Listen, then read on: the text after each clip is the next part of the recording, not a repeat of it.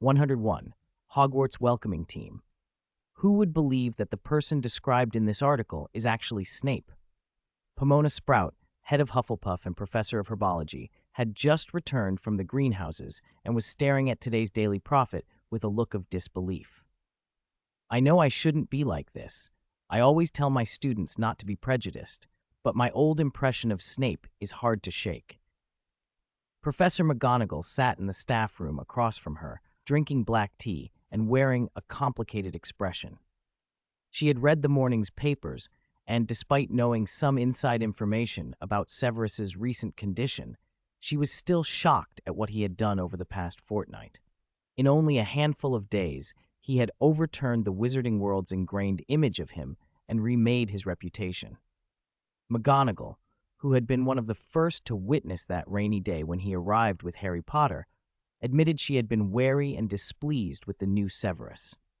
No matter how unlikable the old Snape had been, at least he was the Snape they all knew, sharp-tongued, acerbic, a familiar if trying colleague. Now he seemed to be someone else. What had become of the old Severus? There were practical concerns, too.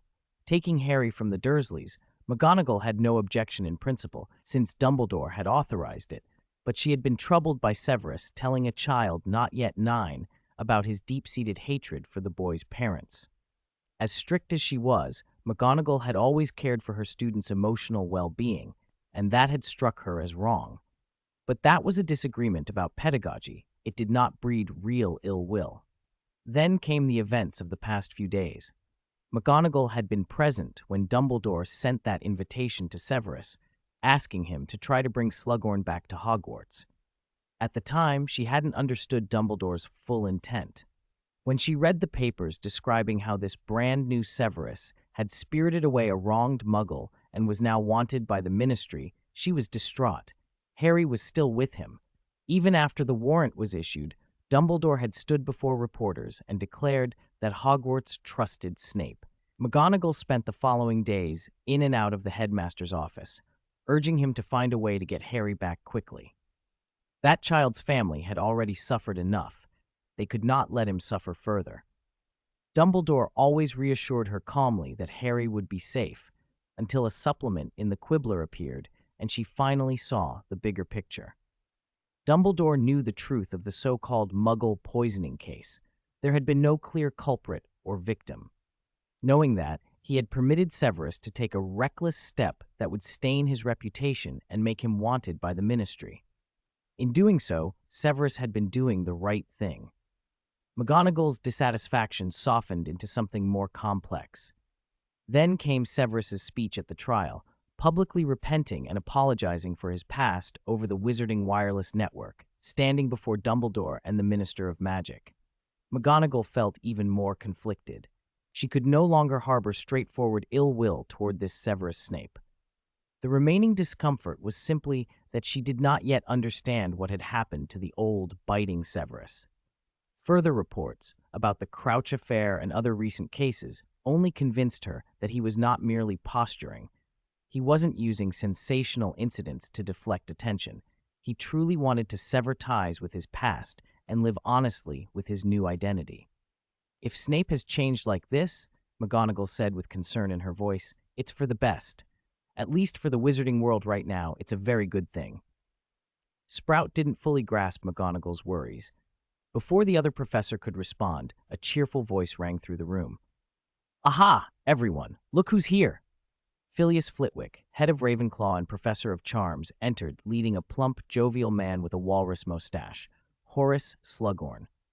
Though Slughorn had been absent from Hogwarts for 8 years, he had worked with the others long enough that the reunion felt easy.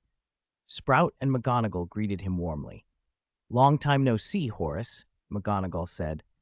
Your slug club has been very popular lately, Slughorn replied, patting his belly. Thanks to my former pupil Eldred and his friend, invitations I could never have dreamed of are arriving on my desk. Many people are writing to ask when the next meeting is. Everyone wants to meet those two legends. Flitwick, short and always cheerful, chimed in.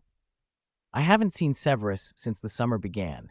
I never expected him to make such a splash, and I certainly didn't expect he'd invite you back. Slughorn laughed, embarrassed. He wouldn't say that part of why he agreed to return was because Severus had initially taken a fall on his behalf. While the professors chatted about the recent upheavals and Severus's transformation, the fat friar, Hufflepuff's house ghost, drifted in with a message from Dumbledore.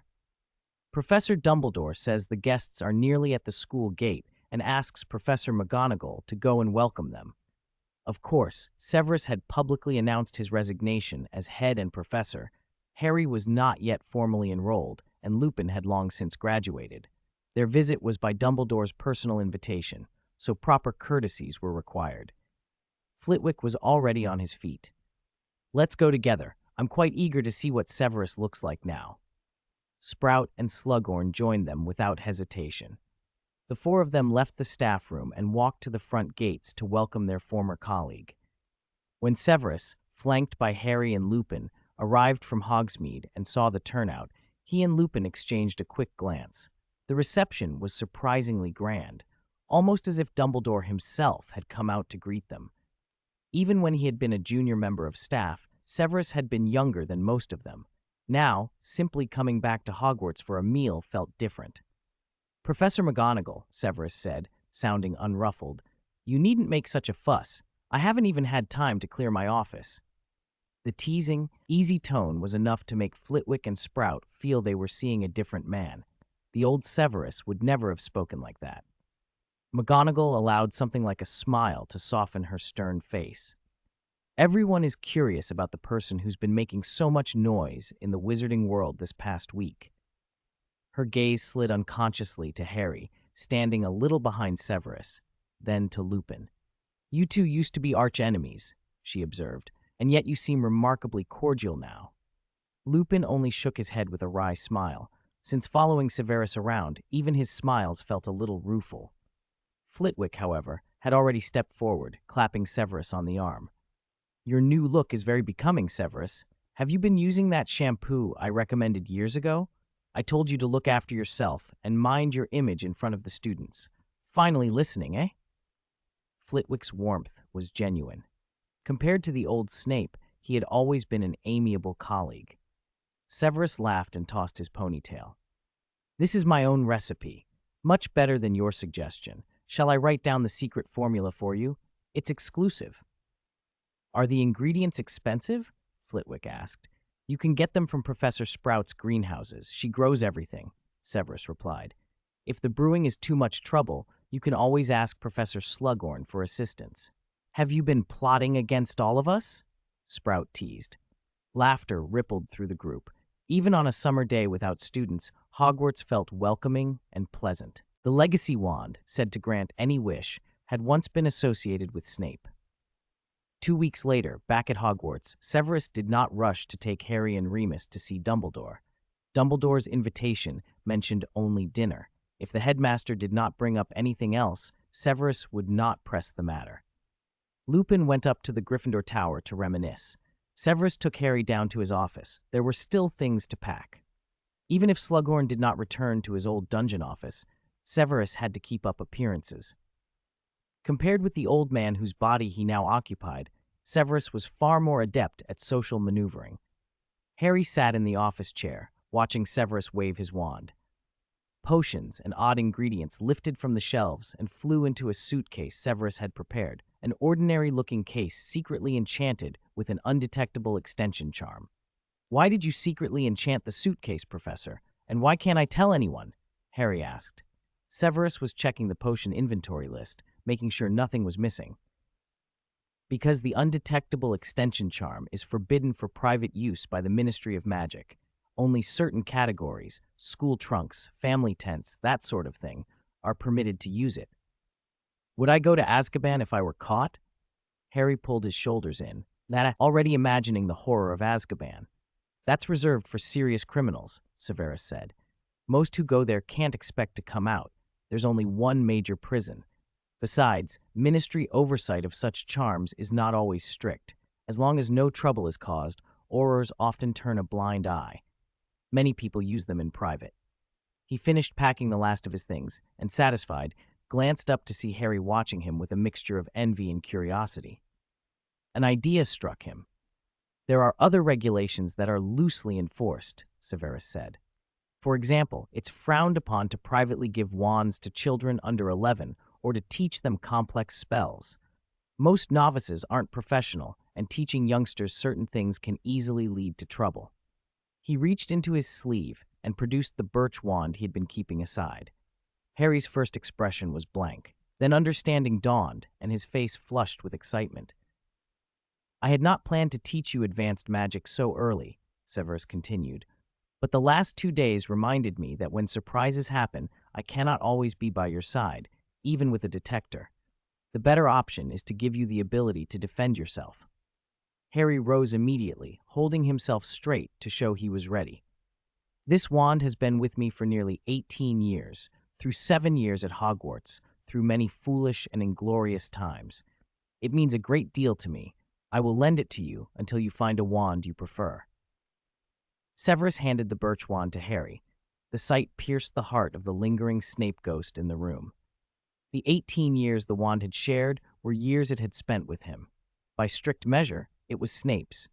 And here it was, being handed to Lily's son, Harry Potter, by Severus. The ghost felt a complicated swirl of emotions. He ought to be pleased. After all, this was Lily's child receiving what was in part her legacy. He ought to be angry. After all, it was James's son, the heir of an enemy, taking what had been Snape's.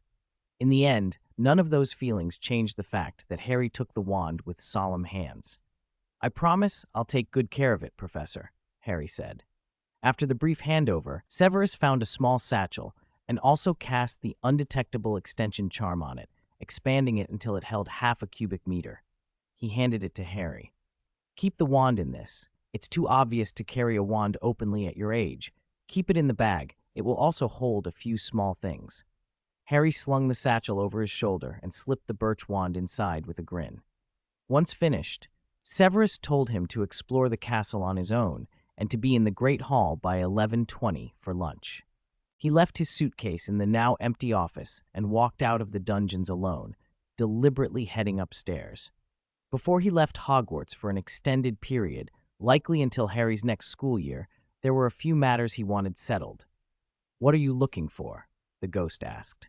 "Not looking," Severus replied quietly, "taking." There was no point in denying it. The ghost who had once been Severus Snape knew the castle at least as well as the living man. The ghost peered into Severus's path and wondered why he should need to go where he was headed.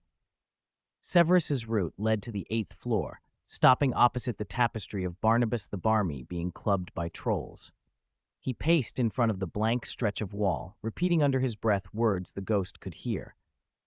"I need a place to hide things."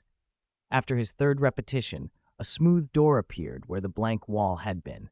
The ghost was stunned. In 15 years, student and professor combined, he had never known such a place existed. Severus pushed the door open and stepped into a room as large as a cathedral. Light poured through high windows, revealing aisles and stacks piled with all manner of discarded student possessions, an almost city of forgotten things. He threaded through narrow lanes of precarious furniture, searching, finally stopping in front of a great cabinet whose surface looked as if something had eaten at it. On a nearby crate sat an ugly old wizard's bust and other assorted junk. Severus did not linger on appearances. He took one of the items he had come for, tucked it away, and left. When he passed back through, the door slid closed and vanished, leaving the wall blank once more. At 11:20, the small luncheon Dumbledore had arranged began in the Great Hall. They sat at the high table where professors took their places for the start-of-term feast. The deans who had remained at Hogwarts over the summer, Rubus Hagrid, Aurora Sinistra, and several professors returned to duty, Slughorn included. In all, there were 10 people at the table, the 4 deans, Severus and his companions, and Dumbledore himself.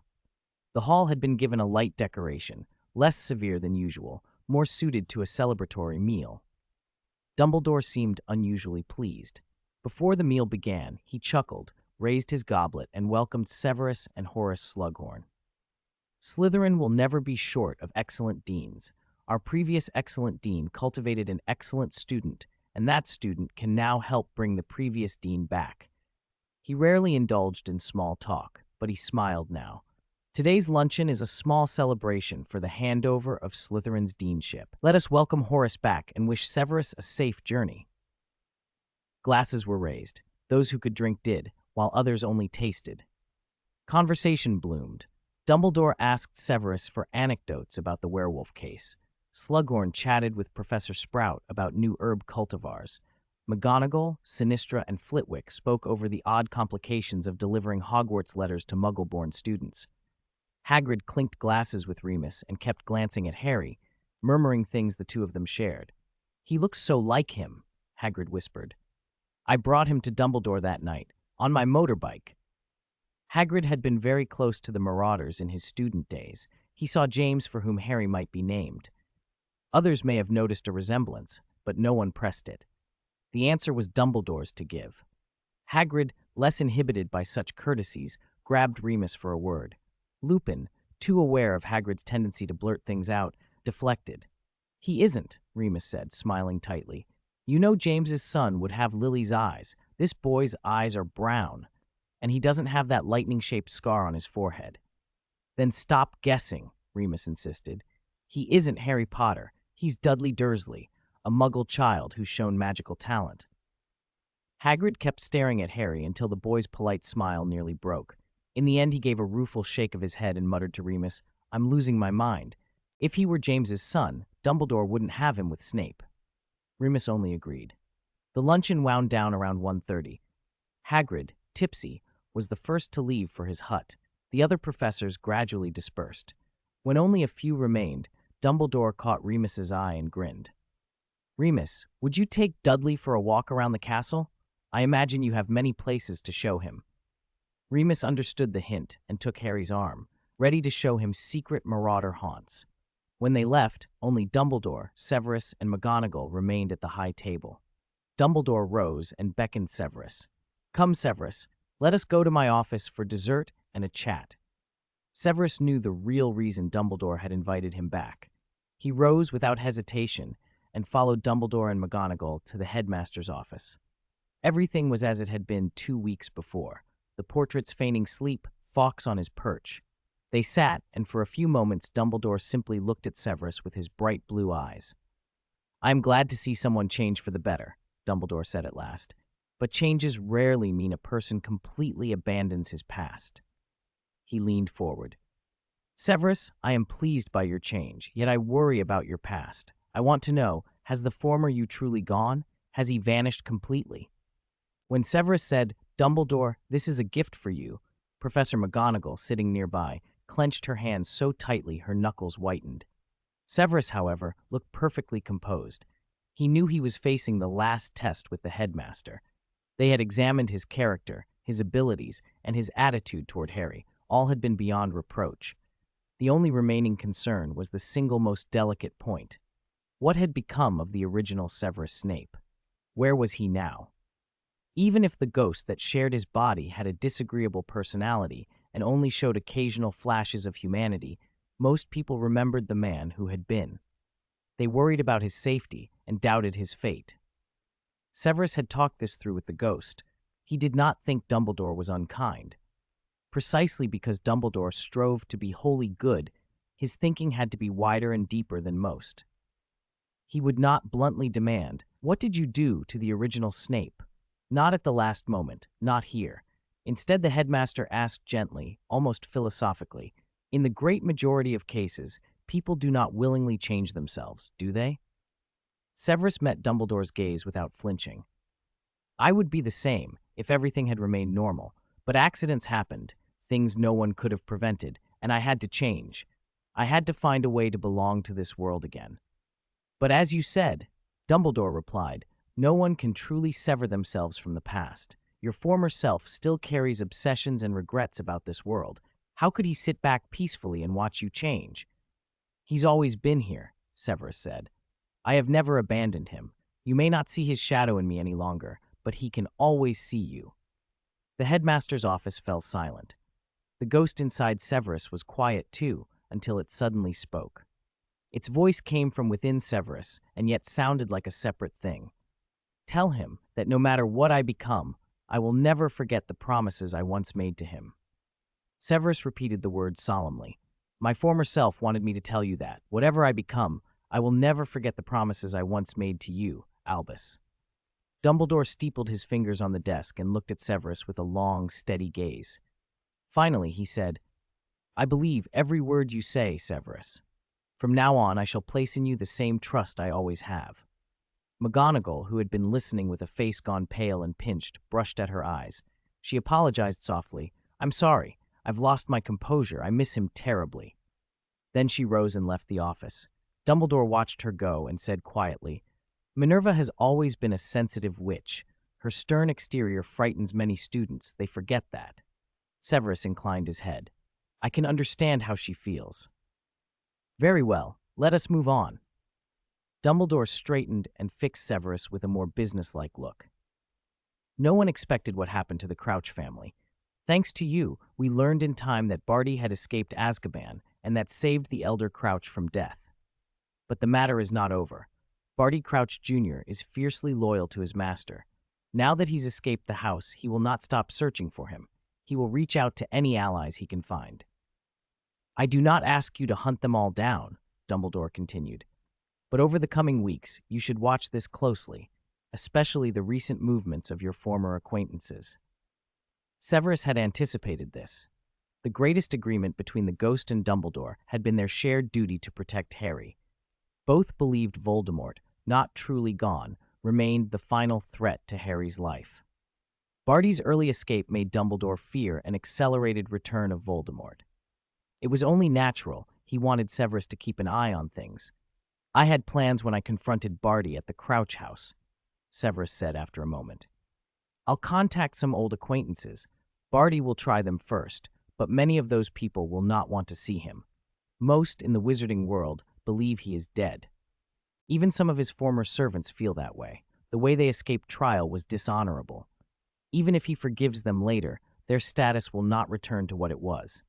Dumbledore nodded, trusting. Proceed as you see fit. If anything goes wrong, you know you can come to me. He made that weighty promise and then shifted the conversation. It seems you and Remus are getting on rather well? Severus shrugged. Of the four, his subjective harm to me was the least. Dumbledore shook his head. That is the school's fault. We should never have let a relationship so diametrically opposed reach such a life-or-death point. It's in the past now, Severus said, lounging back. Other than Lupin, none of the four pose a problem for me anymore, yes? There was a depth to his casual remark that made Dumbledore pause. Severus's tone suggested meanings beyond the words. Dumbledore chuckled in spite of himself. If you and Remus are to be together for a while, let him. You should have seen the data Arthur brought for you. Try it when you have time. Improve it if you can, but do not force it. Finally, Dumbledore said, growing serious, let us speak about your magic. After all that has happened recently, have you noticed any problems with your spellcasting? Severus froze for a heartbeat. He had not expected Dumbledore to have noticed. When did you see it? The day you went to fetch Potter, Dumbledore replied. When you cast that particular spell in front of him, I could see it. Your incantations are subtly different from before. It may not prevent the spell from taking effect, but it is an issue. Dumbledore had not raised the subject lightly. If he mentioned it, he believed there was a way to address it. Severus removed the new wand he'd purchased. I tried switching wands. The feeling when casting changed somewhat after I did. Changing wands is a good first step, Dumbledore said, but the wand is only one factor. The primary problem remains. What about long-term, continuous practice? Severus asked. That will only make you accustomed to the current flawed way of casting, Dumbledore replied. It won't correct the fundamental issue. He dismissed the solution the ghost had previously suggested. Then, reaching for a blank sheet of parchment, Dumbledore paused, wrote a few lines, sealed it in an envelope, and handed it to Severus. If you have the time, he said, go to France. Find an old friend of mine. He should know how to help you. Severus read the address, 51 Rue de Montmorency, Paris, Atnan, Nicolas Flamel. It was an unexpected boon. If someone as eminent as Dumbledore recommended Nicolas Flamel, there was hope for a real solution to his trouble with the spell. As the meeting wound down, Severus spoke with a hint of mischief. Since you've given me a gift, perhaps I may give you one in return? Dumbledore's eyes lit up. "Oh, it's rare anyone gives me anything outside of Yule. Is it edible?" "I'm afraid not," Severus said, "but I think you'll find it more interesting." He set a tattered, ancient diadem, what he'd recovered from the Room of Requirement, on Dumbledore's desk. There was nothing ostentatious about it, only the look of something very old. "Study it carefully," Severus said. "I'm taking Harry and Lupin to the Ministry now. There are matters that require our attention." Without remaining for more, he turned and left. After Severus's silhouette had fully vanished from the doorway, Dumbledore's gaze fell to the diadem. He stared at it for a long time. Slowly, a gravity he had not before shown settled into his eyes. 104. Lucius's Invitation. After leaving Hogwarts, Severus and the others went straight to the Ministry. Their day was full. That afternoon, they were slated to cooperate with the Aurors for questioning about the 31 case. The Aurors had brought the Grangers and Lupin back to the Ministry as well. In truth, with so little evidence left and Greyback almost certain to receive life in Azkaban, the witnesses' statements were not critical. The small group therefore seemed quite relaxed in the Auror office. Once the questioning was finished, the main business remained for Severus and Lupin. Both had been privately commissioned by the minister as an investigatory force outside the Ministry. Having completed the mission, they came to collect their reward. Bagnold had clearly prepared. As she had promised Severus, an official from the Department of International Magical Cooperation handed him 2 expatriate specialist certificates. One for him, one already bearing Harry's details, valid at ministries abroad, and in some places with permanent British representation, able to secure assistance from local expatriate offices. Volpe's book was being prepared for print and sale with the publisher behind the Daily Prophet. Volpe had written to Severus the day before to share the news. And the Ministry had submitted nominations for the Order of Merlin to the Wizengamot. Severus, Lupin, and Hermione Granger, the Muggle-born, were all on the list. Severus's second-class medal was all but assured. The Ministry had applied for third-class medals for Lupin and for Hermione. A Muggle-born receiving the Order of Merlin would be unprecedented, and whether Hermione would actually receive it depended on the Wizengamot's internal vote. Bagnold also knew how to handle people. She understood that although the 31 case was concluded, Barty Crouch Jr. was still at large, a far greater threat than the werewolves, and Severus was someone she would want to rely on during the remainder of her term. So in addition to what had been agreed, she arranged a bonus, a full 1,000 galleons. For an ordinary wizarding family, that was a fortune. Even for someone as well off as Severus, it was not a trivial sum. He accepted without hesitating. After taking the money, he split it into 3 equal parts and handed 1 share to Hermione and 1 to Lupin before they left the Ministry. "Don't refuse. This is Ministry reward money, and you deserve it. Lyle, save this for Lupin's future wedding. And Robert, in a few years when Hermione comes of age, you'll find a use for this." He hadn't mentioned the Order of Merlin yet. That was still pending. When it was finalized, the Wizengamot would send the letters. Neither Hermione nor Lupin argued much. They accepted the unexpected windfall. They went to a tavern afterward and celebrated until dusk. It was there Severus received an unexpected letter. The owl that flew in looked expensive, meticulously groomed feathers and a sleek coat, clearly a costly messenger. It bore an envelope embossed with a black, green, and silver serpent and the motto, "Pure Blood Forever Victorious." After delivering it to Severus, the owl spread its wings and flew off into the horizon. At the tavern, Lupin was explaining some principles of 42 to Hermione, while an older Lupin, slightly tipsy, confided to Hermione how much he missed his late wife. Only Harry noticed Severus holding the letter. A smile tugged at Severus's mouth when he saw the family crest on the envelope.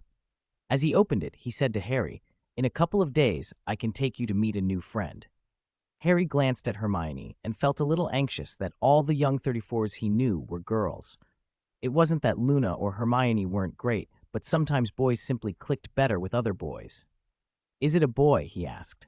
Severus glanced at the letter, then tucked it into the tavern fireplace. With a casual flick of his wand, envelope and paper turned to ashes. "Of course," he said. "A boy, the same age as you." "That's great," Harry said, thrilled, not yet aware that his excitement might be premature. The next few days were quiet. July 31st was Harry's 9th birthday. Severus and Lupin baked a cake and prepared gifts. For a boy who had never had a proper birthday since the Dursleys and had almost never tasted birthday cake, it was a day he would remember forever.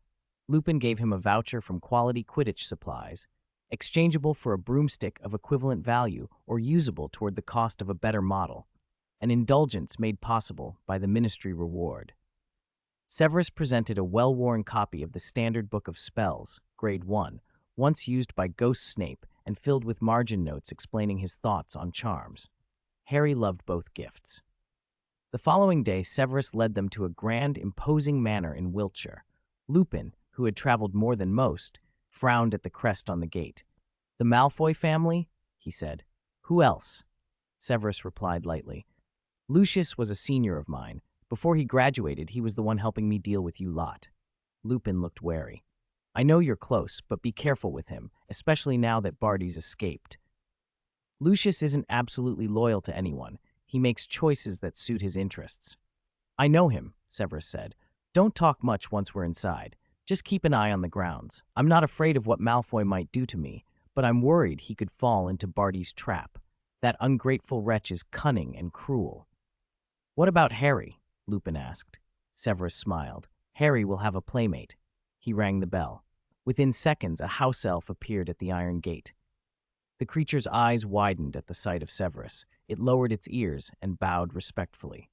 "Mr. Snape, the master is already waiting for you inside," it stammered. The gate opened. The house elf, Dobby, led them through the grounds deep into the estate. Harry had never seen such luxury. Even Badminton Manor had seemed modest by comparison. He trailed behind Severus, listening as Severus lowered his voice and shared some secrets about the Malfoy family with Lupin. "The Malfoys always separated Muggles by rank," Severus murmured. "They befriended the high society Muggles and snubbed those of lower standing. When the 14 was first enacted, one of Lucius's ancestors openly opposed it, apparently because the family couldn't bear to lose their connections to Muggle high society." "Really?" Lupin looked astonished. "The Malfoys always denied that. But people who know the histories of those pure-blood families aren't fools. I've heard that Lucius Malfoy, I even courted Elizabeth I and was rejected. Rumor says he cursed the queen in anger, which is why she refused to marry," Severus added with a curl of his lip. Those who followed the Dark Lord were by no means a monolith. Plenty of tongues wagged in private. Every pure-blood family has a past that isn't clean. Dobby led them with his large ears practically pressed to his head, terrified at the things he shouldn't be overhearing. They passed through a gate that felt like walking through mist, wandered a carefully sculpted garden with fountains and free-roaming white peacocks, then entered the foyer and climbed to an opulent drawing room. Lucius sat alone in an armchair. He did not rise when they entered. No smile touched his face. Instead, he spoke loudly, coldly. "Severus Snape, do you wish to repent for your betrayal of the Dark Lord?"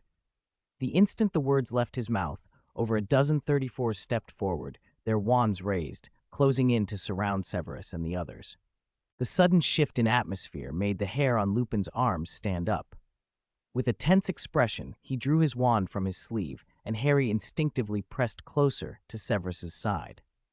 Yet Severus behaved as if he hadn't noticed that everyone else had also drawn their wands and aimed them at him. He casually summoned 3 chairs, sat down, and motioned for Lupin and Harry to relax and sit as well. "Don't put on this act, Lucius. If you truly wanted to question me, you would have done it the moment I walked through your front gate. There was no need to wait until we were in this room." He glanced up at the glittering crystal chandelier. "If I accidentally broke some of your precious ornaments, wouldn't your heart just break?" At Severus's gesture, Harry and Lupin also sat, though only on the very edge of their chairs. The surrounding pure-blood guests, dressed in their finery and carrying themselves like nobility, kept their wands leveled at Severus without wavering. Lucius Malfoy's face remained cold. He simply looked at Severus with cool disdain. "You know as well as anyone what you've been doing lately," he said, "declaring at the Wizengamot that you want to repent and apologize. After all these years, I've never seen you so obsequious."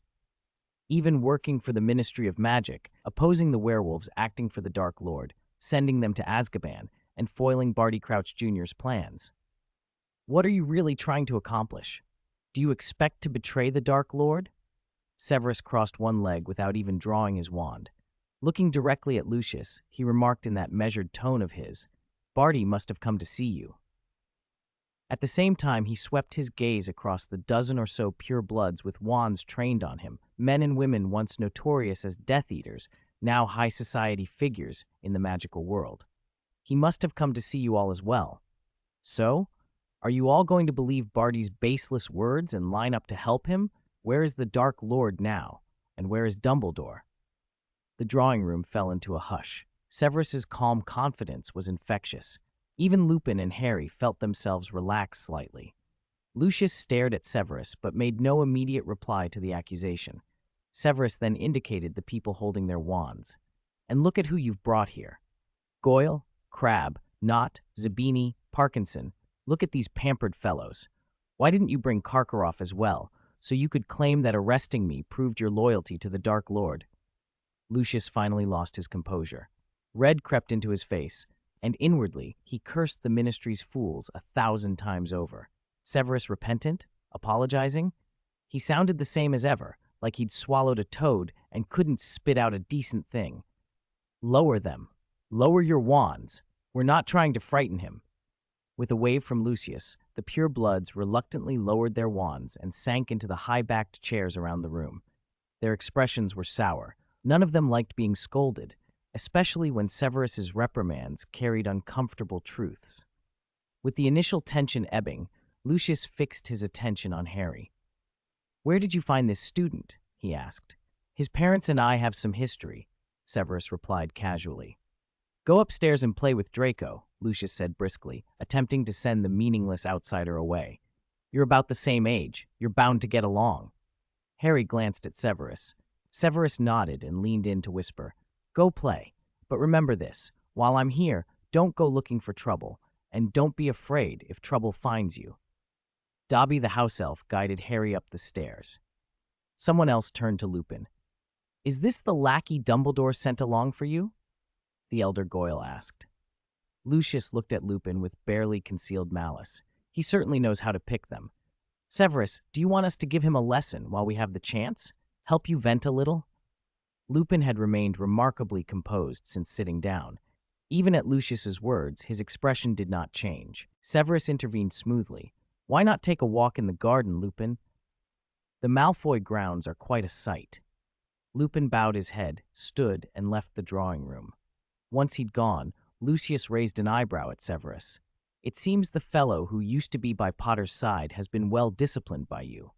Severus didn't take the bait. "Did you call me here with all this pomp just to try and intimidate me and then spend the evening chatting?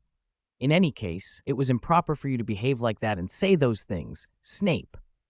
Alecto Caro snapped.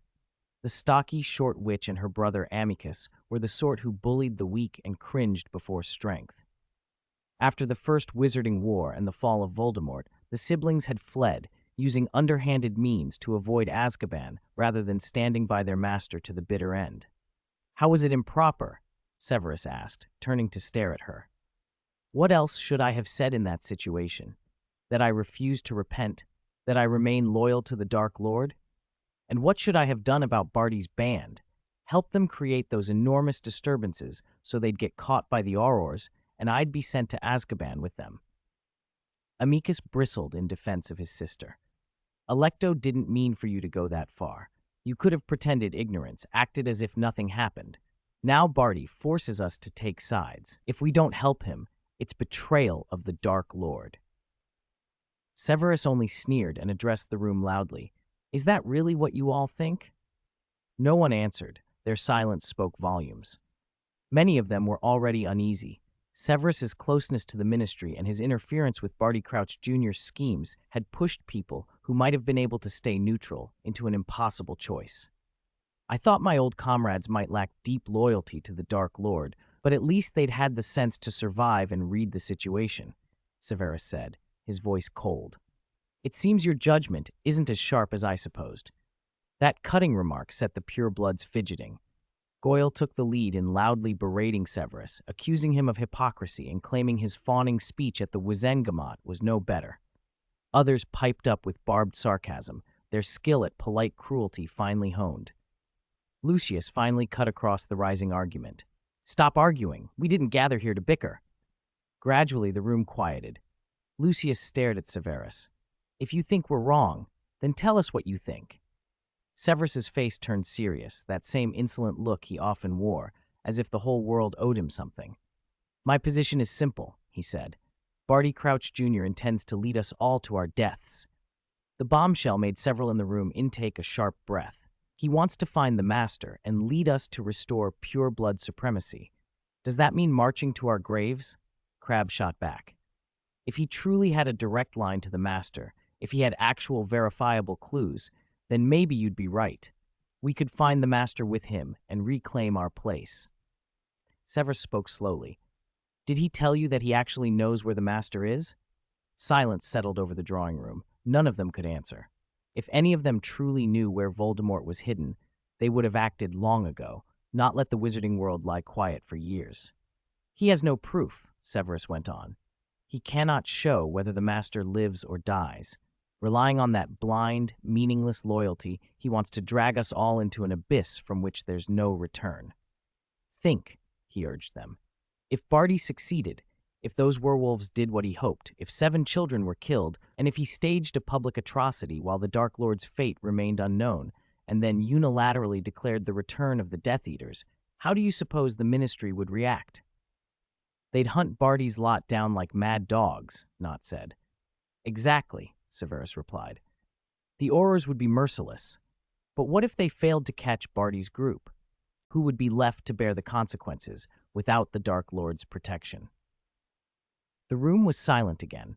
Those present, former Death Eaters and those who'd slipped through the net, found themselves unable to answer. The unspoken realization settled over them. It would be them who suffered. They were the ones who had once relied on secret channels to evade justice and avoid Azkaban's reach.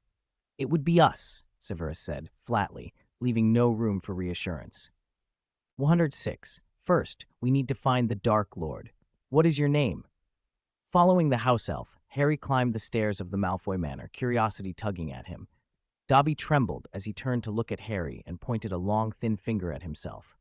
Are you asking Dobby?" "All right, I already know your name now." Harry tried to sound casual. He noticed the gauze wrapped around the elf's head. "How did you get hurt? Did you fall coming down the stairs?" He added uncertainly. He'd never been sure house elves used stairs the same way humans did. Most of the elves he'd seen simply appeared and disappeared with a pop. No. Dobby did something wrong. Master told Dobby to punish himself." Dobby's eyes darted away and his voice went small. Harry felt a chill. He'd seen house elves at Slughorn's and at Hogwarts. They had work to do, but they'd looked healthy enough. Dobby's trembling made Harry realize not every elf lived like that. Was it Mr. Malfoy? How could he? At Harry's words, Dobby shook so violently he began banging his head against the wall. "Dobby is bad! Dobby is bad! Stop it!" Harry hurriedly grabbed the elf's arms. Dobby led him, half dragging, half bowing, up to the 3rd floor, and finally stopped in front of one door. He bowed to Harry, trembling. "Here is young Master Draco's room." He disappeared with a pop before Harry could say anything more. The portraits along the hallway displayed long lines of Malfoy ancestors in sumptuous clothes, faces set in proud, disdainful expressions. A few of the painted figures whispered about Harry's hair as he passed, treating him like a provincial curiosity. He scratched the back of his head and felt suddenly out of place. He could only hope the boy behind the door would be normal enough. He rapped on the door. It didn't take long to open. A pale blonde boy pushed it and peered out, gray eyes, pale skin, a pointed chin, the sort of self-satisfied arrogance that looked practiced. Harry's first impression was flatly negative, nothing like the warmth he'd felt around Luna or Hermione. "Hello, I'm Harry Potter," he said, trying to be polite. "Professor Snape brought me here. Mr. Malfoy said I might come by and meet you. You're Draco, right?" Draco sniffed once, drawing the name out as if it were unimportant. "Oh, so you're Snape's student." He stepped aside as though granting a favor. "Come in." Harry entered a room that was enormous compared to anything at the Dursleys. A massive four-poster bed, a plush cashmere carpet the color of fresh snow, and a crystal chandelier large enough to be a family heirloom filled the space. Posters covered the walls, some of Quidditch players Harry didn't recognize, others entirely alien. Draco caught Harry's eye on a poster and brightened. "You've seen the 1986 Quidditch World Cup too? Maxie Blanche III, amazing player, captain and seeker for the U.S. team. When he first led them to the cup, he had a brilliant play. My father gave me a dozen galleons to bet on Maxie," Draco continued, "but Madagascar won instead. I was in the top box and got so angry I smashed a cup." Harry blinked. He had no idea what Quidditch was. He didn't want to pretend. "Sorry, I don't understand any of this. I don't even know what Quidditch is." Draco looked at him as if he'd said something impossible. "You don't know what Quidditch is?" He crossed his arms and appraised Harry with obvious disdain. "Do you at least know Wizard's chess? My father took me to the International Wizard's Chess Championship this year. Boring to me, but I know the rules." "Or no. Have you ever ridden a flying horse? No. Visited the Dragon Sanctuary in Romania? Seen dragons in person? No. Perhaps your entertainment is very low class. You must at least know gobstones? I'm sorry, I don't know any of those things." Silence fell. Draco's expression hardened, the contempt sharpened into something cruel. "I know! You're a mudblood." Harry, who'd been steadily growing tense since Dobby's revelations, didn't know the word, but the venom in Draco's voice told him it wasn't a compliment. "What is a mudblood?" he asked. Draco sneered. "Someone whose parents are both muggles. Filthy, low people who use their vulgar blood to sully the name of a wizard." Harry felt his fists clench behind his back. "My parents aren't muggles. I don't know why you'd say such a thing. It's rude." "Don't pretend. A mudblood is a mudblood. My parents aren't muggles. Who doesn't know what their parents were? Your excuse is pathetic." "Don't speak to me like that. What, are you going to get angry? Snape's an idiot, taking a mudblood as a student. I'll have to convince my father to cut him off." Harry moved before Draco could finish. He leapt like a small, furious animal, knocked the blond boy backward onto the floor, and pinned him down. Then, without thinking, he swung and struck Draco across the face. The boy's gray eyes widened in shock and fear as Harry's hand connected. "Did you not brush your teeth this morning?" Harry hissed, panting. "And don't you dare speak to me with that sort of disrespect." In the drawing room, the assembled purebloods sat in a heavy silence. Severus Snape had just finished speaking, and a dozen or so faces reflected a mixture of fear and calculation. Even those who had thought Snape alarmist could not deny the possibility he had painted. If Barty Crouch Jr. had succeeded in his plan, if he had truly killed 7 children and murdered his own father, and if the dark mark had been displayed, if the Death Eaters were stirring again, what then? What would the Ministry do? Aurors would descend like hounds. The wizarding public, who had enjoyed 8 years of peace, would be furious. Someone would have to be held accountable. And in a world where the Death Eaters had once reigned, who else would be suspected but those connected to that name? They had all imagined scenarios like this. Some present thought, even if things turned out as Snape described, there would be ways to survive. But no one could deny a catastrophic loss of status and influence would follow. Lucius Malfoy watched Severus as the man languidly lifted a cup of tea and took a sip, as though the fate of their world were merely a topic to be debated over refreshments. "By stopping him, you prevented a worse scene," Lucius said at last. "But Barty is not satisfied. He found us, asking for our help, to rebuild their structure and to find the Dark Lord.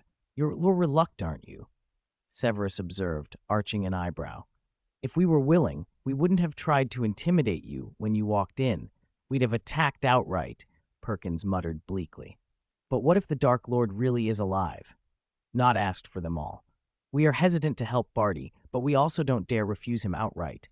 If he finds the Dark Lord and we did nothing, what then? We'll be seen as traitors." "Traitors," Severus repeated softly. "Your thinking is too shallow. If the Dark Lord is alive and we didn't back him before, and now when someone tries to help, he's the one to rally, what else is that but betrayal?" Goyle demanded. "You're not wrong," Severus said, scanning the room. But this is only if you assume Barty is acting purely for the Dark Lord's sake. Rosier cut in angrily. Don't talk to us like fools. Even if he listens to you, the Dark Lord will read what you're really thinking. Flowery words won't save you when he judges you. Severus's expression stayed calm. I know what you're thinking. If you can't even convince yourselves that you're loyal, how will you convince him? You're missing the point of how the Dark Lord measures loyalty, Severus went on. It's not what you do in the open now. If the Dark Lord is still alive, he will want men who will find him first. Be the ones who locate him. Don't let Barty define the narrative and take the credit. You're suggesting we strike first and control the story, Lucius said, alarmed. Exactly, Severus replied. If you help Barty and he finds the Dark Lord, the credit and your subordination goes to him and his allies. If you do nothing and he succeeds, you will suffer. So we must separate ourselves cleanly from Barty in public, reassure the ministry we are not acting, and in private find the Dark Lord ourselves.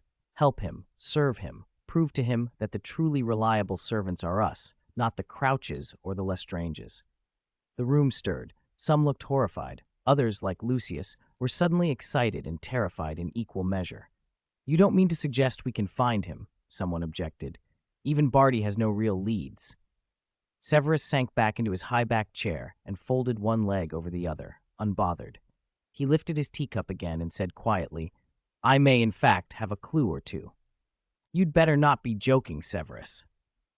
Not only were the pure-blood Death Eaters led by Lucius Malfoy questioning him with taut voices, but the ghost of Snape inside Severus was growing restless as well.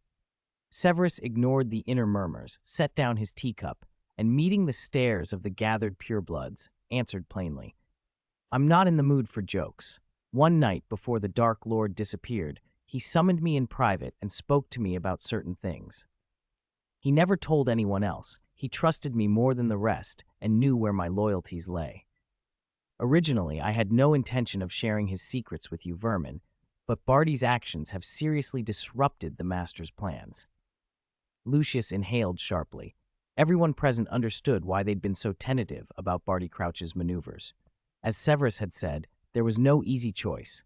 Help Barty, and they might lose their positions and comfortable lives. Refuse him, and, if he actually brought the Dark Lord back, they'd be marked for death. If Severus had genuine information about the Dark Lord's whereabouts, if the Dark Lord were still alive but weakened and in need of assistance, then those who stepped forward now would reap enormous rewards. If Severus could instead prove the Dark Lord truly dead, they could reject Barty and keep their elite status. The deciding factor was evidence. What proof do you have? Lucius asked for them all. Words alone couldn't be trusted. Memories could be tampered with. Severus needed something tangible. Severus didn't answer directly. He asked instead, Lucius, didn't the Dark Lord give you a blank diary? Lucius could not forget that diary. Voldemort had handed it to him for safekeeping. He had never dared open it, convinced it was a powerful dark artifact. In recent years, with Auror's searches for dark items growing stricter, Lucius had begun to worry he'd soon need to dispose of it. No one besides Lucius and the Dark Lord knew of its existence. Not Narcissa, not Draco. At Severus's words, Lucius's fingers tightened. Astonishment flashed across his face. The Dark Lord really did speak to you in private. Others in the room saw the implication. This was the sort of secret only Lucius and Voldemort would share. Severus only smiled. Bring the diary out. It's the key to finding the Dark Lord. Lucius hurried away. He would not trust a house elf with something so dangerous. He returned quickly and placed a small black-covered book on the long table. The Master gave this to me to guard. He said only I knew of it. The purebloods sat on either side of the table, eyes fixed on the unassuming book. From the outside, it looked almost like a Muggle notebook. Severus stepped forward. Get me another quill, Lucius. A quill and a bottle of ink were set before him. Severus opened the diary, flipped to a blank page, dipped the quill, and wrote a single line in dark green ink. Mr. Tom Riddle, we have finally found you. The ink vanished into the page as if being swallowed. A few seconds later, letters appeared as if conjured. Who are you? The reaction was immediate. Thaddeus Knott, one of the earliest to follow Voldemort and a veteran Death Eater, went rigid and then dropped to his knees, trembling. The script on the page was unmistakable. It was the Dark Lord's handwriting from his school days. Others who had known Voldemort then recognized it too, and also sank to their knees. Some hesitated, unsure whether the reply truly came from Voldemort. After all, no one else had ever known about this diary. Severus watched them calmly. This diary contains the Master's memories from before he was 16. If they remain intact, it proves the Master is still alive. For now, though, we can only communicate with him in writing. The diary cannot hear or see us. He signaled for the kneeling men to rise. You were the first to follow the Master. You recognize his handwriting, and the 16-year-old Master will recognize yours. Go on, tell him his loyal servants have found him. Not wasted no time. He seized the quill, fingers shaking, and wrote, Master, it's me. Can you still recognize my writing? The ink sank into the paper, and almost at once, another line appeared. Are you Stuart Knott? Elation swept over Knott. He wanted to pour out years of devotion, how he had endured the ministry's harassment and remained in hiding, waiting for the Master's return. But before he could, others lunged for the quill. And me, Master. Do you remember me? Several cried. Julius Rosier's name surfaced as the diary answered one of them. Seeing the diary recognize these veterans by their handwriting, more of the assembled purebloods, now reclaiming their identities as Death Eaters, grew frantic. They shoved one another aside to be the ones acknowledged, to prove their loyalty. But Severus had been right. The diary only contained memories up to the age of 16. It recognized the classmates and contemporaries who had been around Voldemort at Hogwarts, but showed no knowledge of those who joined later. Lucius, Goyle, Crabbe, and others found the diary did not know them. After several had been validated and were close to accepting Severus's claim, the eagerness to continue communication almost tipped into chaos. Severus snapped the diary shut, cutting off the scramble. This diary is proof that the Master is not dead, but it only holds his pre-16 memories. It cannot serve as the Master himself. They stared at him, breaths short. What are you saying? Someone demanded. Severus set the closed diary on the table, holding their attention. We can use this diary to bring the real Dark Lord back. Chapter 108. We've contributed both money and effort. We are the most loyal. At that moment, it was obvious Severus had seized control of the conversation. He knew secrets others did not, and he had used that fragment of the Dark Lord's will to show an intimacy with the Dark Lord that nobody else could claim. That was far more powerful than anything Barty had offered. When Barty had come to them, he had produced no real proof the Dark Lord was alive or any convincing clue as to where he might be. Severus, however, was different. Before the fragment had been produced, his proclamations of, "We are the Dark Lord's true loyalists," had been nothing more than bluster. But now, with a piece of the Dark Lord's will in their hands, they suddenly had cause and justification.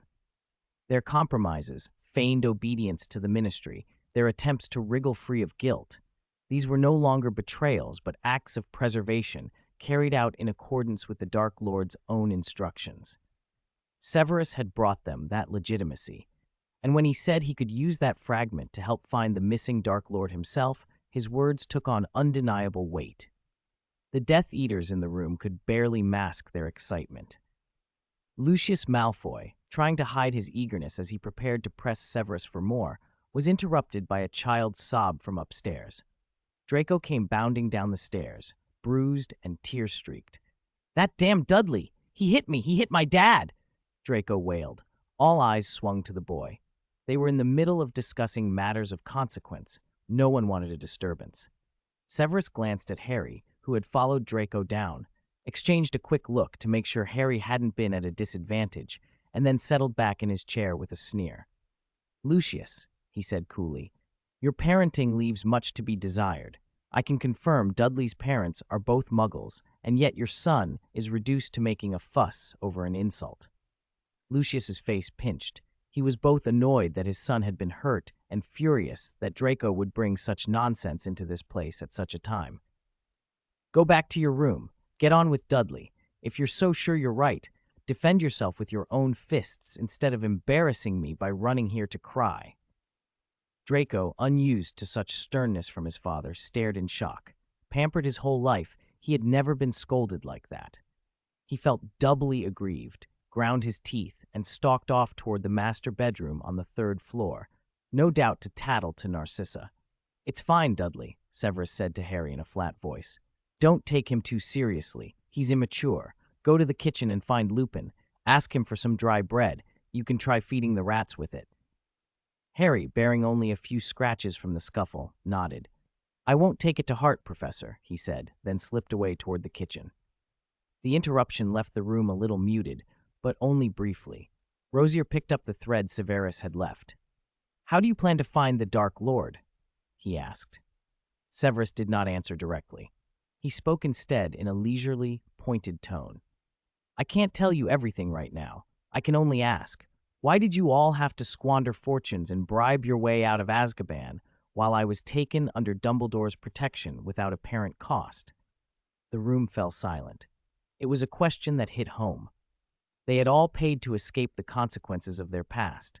Severus seemed to have paid nothing, and instead had been sheltered by Dumbledore, appointed professor, and even head of house at Hogwarts.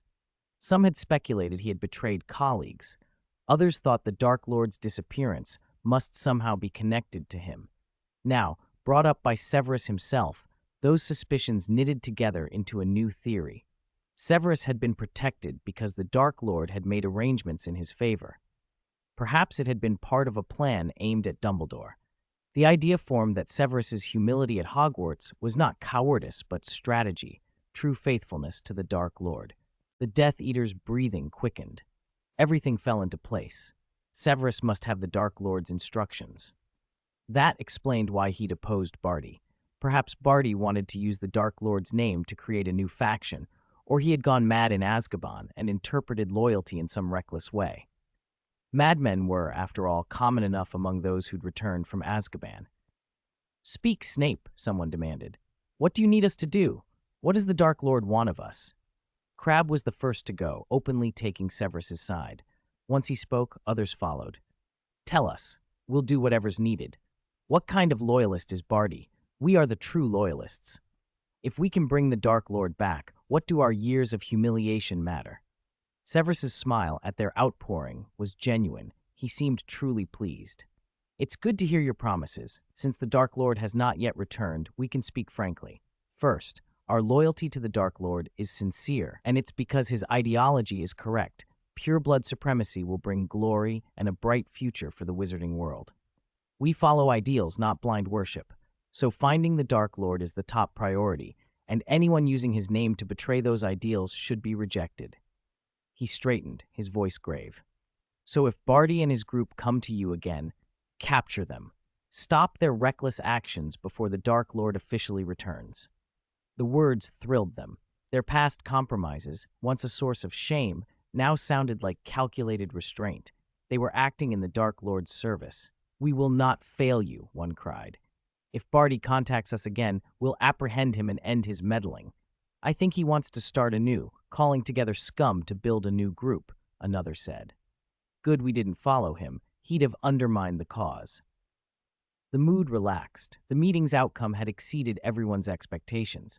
What had seemed like a disaster with Barty now looked like the push that had forced Severus to rally them and present evidence of the Dark Lord's instructions. "After today's business," Severus went on, "I will leave Britain immediately, taking this fragment with me to search for the Dark Lord's whereabouts. There will, of course, be expenses." Knott was quick to step forward. "I'll sponsor you. 1,000 galleons. 1,000 is a start. Here, take this vault key, Severus. There are 3,000 in it. If you're leaving Britain, bring Gringotts' European notes. You can withdraw at any branch in Europe."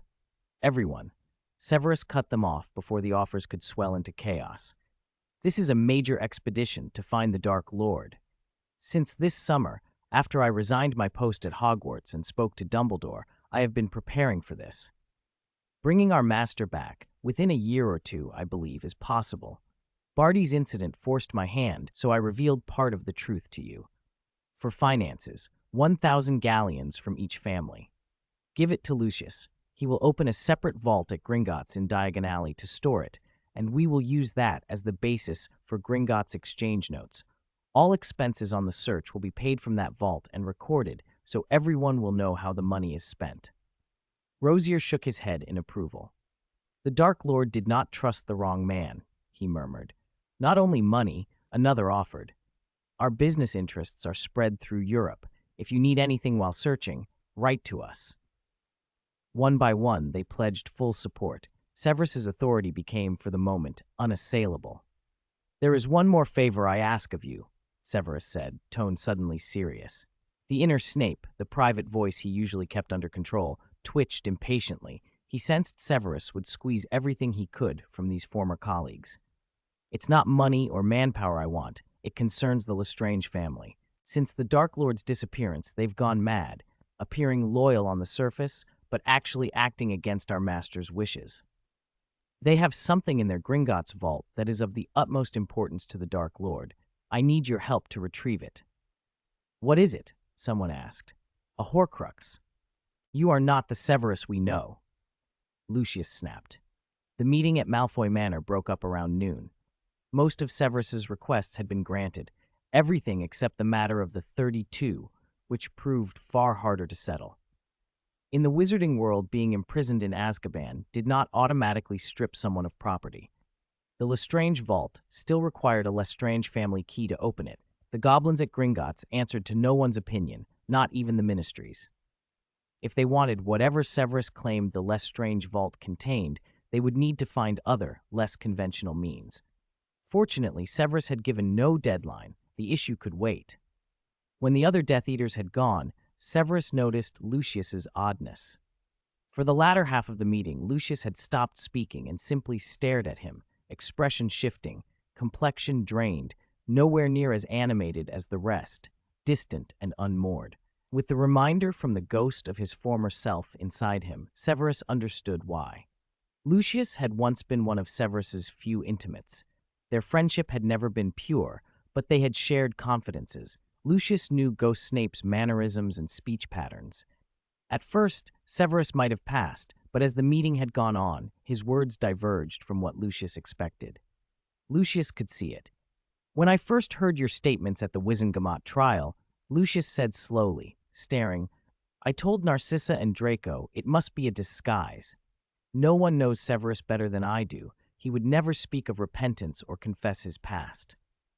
But then I learned you'd opposed Barty, helped the ministry with the werewolf case, almost caught the whole gang, he faltered, and I began to doubt my judgment. I wondered whether you'd chosen a side and thrown yourself at the ministry and Dumbledore. When you came in today, those doubts returned. You were your old self at first, sharp-tongued, foul-mouthed, provoking everyone as you always did. Yet after an hour, you were different.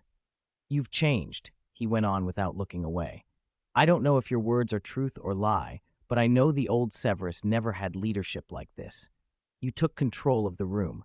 Every phrase tugged at others' emotions. They think their ideas are their own, but you were guiding them. You are not a prodigal son. You've grown darker, meaner, more dangerous than before. It feels like. He stopped, searching Severus's face. Severus met his gaze calmly, inwardly amused at Ghost Snape's shocked approval. Ghost Snape snorted coldly and fell silent. Outwardly, Severus showed no alarm. If Dumbledore's side could suspect he was no longer the original Snape, so could the Death Eaters. Indeed, with a master like Voldemort, he could be even less constrained in displaying his differences. So what do you think caused my change? Severus asked, crossing his legs and taking a sip of tea Dobby had refilled. Lucius's breathing had grown ragged. Of all the things you said, one must be true. The master is alive. The proof isn't the diary, it's you. I don't know how he could have done this to you, or even if you're still the Severus I knew, but you must have a plan. Goyle and the others, me, even Barty's group, were all part of it. Severus smiled faintly. If you see things so clearly, why tell me to my face? Aren't you afraid I'll use Imperius? Lucius's back moved until it hit the wall. He did not look away. Sorrow flickered across his features, then a look of relief, almost liberation. I know whoever, or whatever you are, you can make escape impossible for me if you wish. I say this to your face because I beg you, whether or not you are the original Severus, whether or not you have a connection with my master, I will give you everything if you promise not to harm Draco and Narcissa. He had abandoned his aristocratic reserve. The plea stripped him of dignity. Severus raised an eyebrow, hearing Lucius's assumption. Lucius, as a core Death Eater, knew what Voldemort was capable of. If a diary could preserve a boy's memories, why not find a way to merge with Severus? Don't be nervous, Lucius, Severus said smoothly. I'm not as terrifying as you imagine.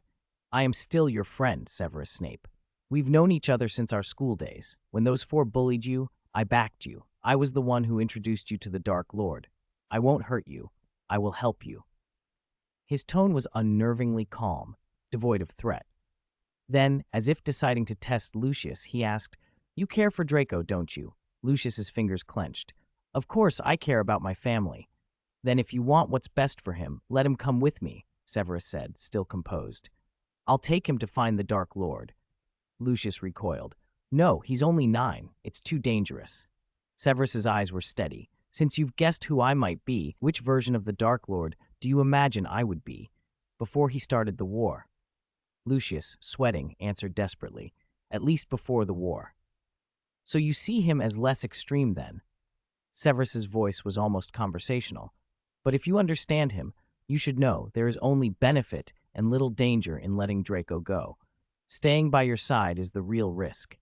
He leaned forward a fraction. You notice the differences in me because you know me. Do you think Goyle, Crabbe, and the Carrows are fools? They will hedge their bets, keeping ties to both the Ministry and the Dark Lord, and to me and to Barty. Lucius's jaw tightened. They might present a facade of loyalty to you now, to avoid spoiling the Master's plan. In private, they'll keep channels open to Barty. They'll give him money and men when it suits them, just as they back me now. In the end, whoever actually brings the Dark Lord back will be their winner. A cold sweat broke across Lucius. But you want them to behave this way. Of course, Severus said, shrugging. I never required their absolute trust. As long as they don't undermine me and they get things done, that's enough. The Dark Lord began the same way, trading interests for outward loyalty. He used that to gather strength, only later becoming extreme. Lucius shook his head, voice thin with fear. It's not that simple. Barty is unpredictable. If you bankroll both sides, that gives him resources. If you later refuse to increase your support, what leverage could he use to blackmail you? Perhaps, Severus conceded lightly. It's speculation. No one can predict everything. You are Draco's father. The choice is yours. I'm not some child snatcher. This is voluntary. Silence stretched. Lucius dabbed his brow with a handkerchief, as if trying to stem the tremor in his hands. When he spoke again, his voice was hoarse, like a man who had walked a long way thirsting. If you take him, how long before he can return? Don't imagine I'm sending him somewhere he'll be cut off forever, Severus said. Even if he goes with me, you can write. He can answer you. As for when he returns, who can say? The Dark Lord is hard to find. He is weak and hidden. It depends on how events unfold. Lucius drew a long breath. I need to speak with Narcissa. You have until this time tomorrow, Severus said, rising. If you agree, have a house elf send Draco to the leaky cauldron. I'll be waiting there. Think carefully, Lucius. Think of your family, of your future. He left without looking back. Lucius watched his retreating figure until the drawing-room door closed and Severus stepped into the garden. As Severus went off to find Harry and Lupin, Ghost Snape's voice probed. Why take Lucius's son with you? Severus found Harry by the fountain, scattering breadcrumbs to the peacocks, and narrowed his eyes as he replied. You haven't listened to what I told you. There is no distinction between us now. Your reputation is mine, your sins mine. That is why I can be an honored Nine and the Slytherin Dean, and why I must repent publicly for my past. He paused, then added quietly, I am not a man to enjoy the benefits without bearing the obligations. Before taking Harry from the Dursleys, I told you I was sincere. Ghost Snape fell into a thoughtful silence. At one time he had imagined Severus precisely as the man currently speaking. Severus glanced back toward the manor. Lucius was your friend, he said. I've inherited that friendship, whether I keep it later or not. Because there was a bond between you, I can take responsibility for it now. If the chance arises, I won't refuse to teach his temporarily spoiled child. 110. Gathering at the Leaky Cauldron. The Leaky Cauldron in the early morning was, as usual, not very crowded. But once August arrived, the little tavern that opened into Diagon Alley entered its busiest season. Every day, parents of the new first years brought their children through the pub into Diagon Alley to buy wands and the textbooks and supplies they would need for school. Inevitably, they stopped for breakfast or lunch, especially those Muggle parents seeing Diagon Alley for the first time because their children had been accepted. They all wanted to try the wizarding specialties at the Leaky Cauldron. Unfortunately, Old Tom had never been much of a restaurateur. After running the place for so many years, he still offered the same few things: butterbeer, pumpkin juice, and the sort of cider and rum you could find in any Muggle shop. That disappointed the parents trying wizarding food for the first time, and it was clear many would not be returning. You should stock some sweets from Honeydukes.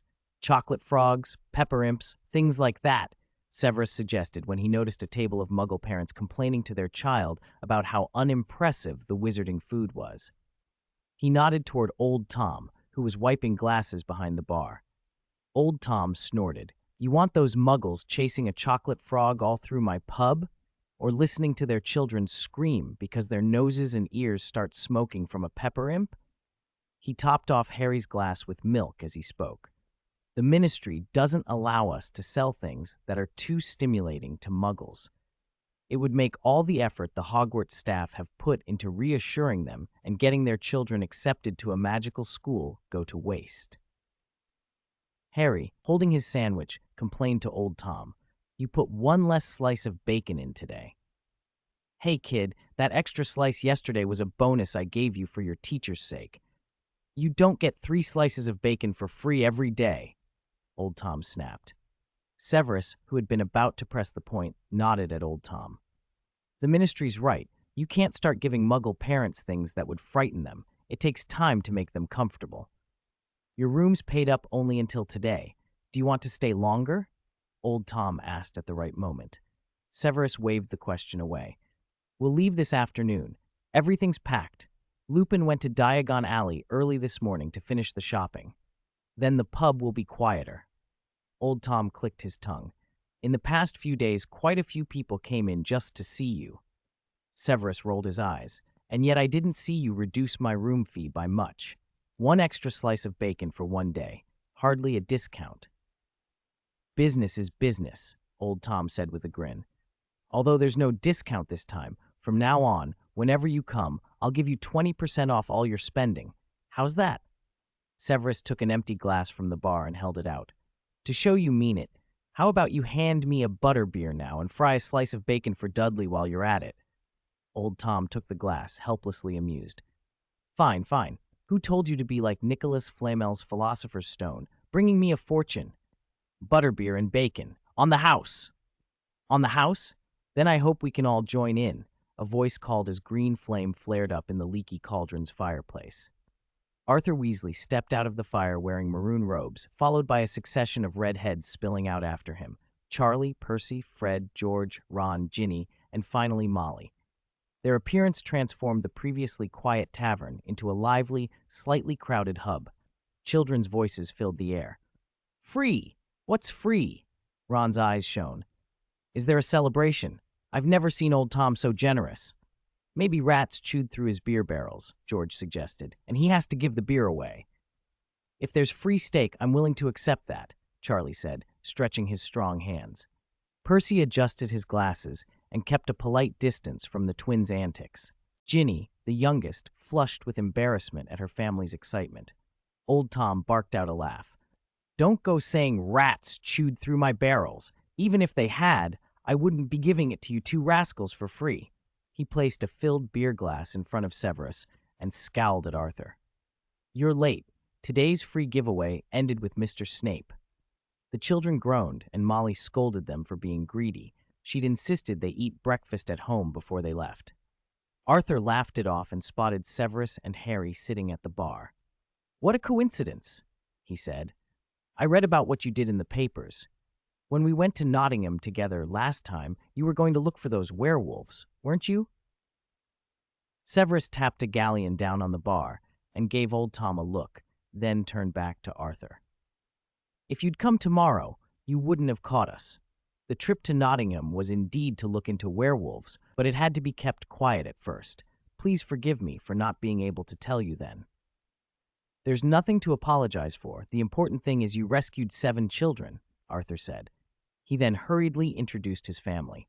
We're here today to buy school books, uniforms, and wands for the twins and the rest. This is my youngest daughter, Ginny, and this is Ronald, though we call him Ron. You already know George and Fred, Percy and Charlie, and this is my wife, Molly. George and Fred waved enthusiastically at Severus. Percy gave a polite bow.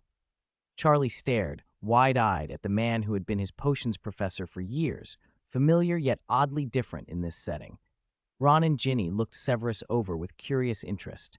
Molly nodded and smiled politely. All right, butterbeer for the big kids and adults, pumpkin juice for the little ones, Arthur called. Old Tom set the drinks down expressionlessly, and the twins, who had been peppering Harry with questions about his Hogwarts experiences, stared in surprise.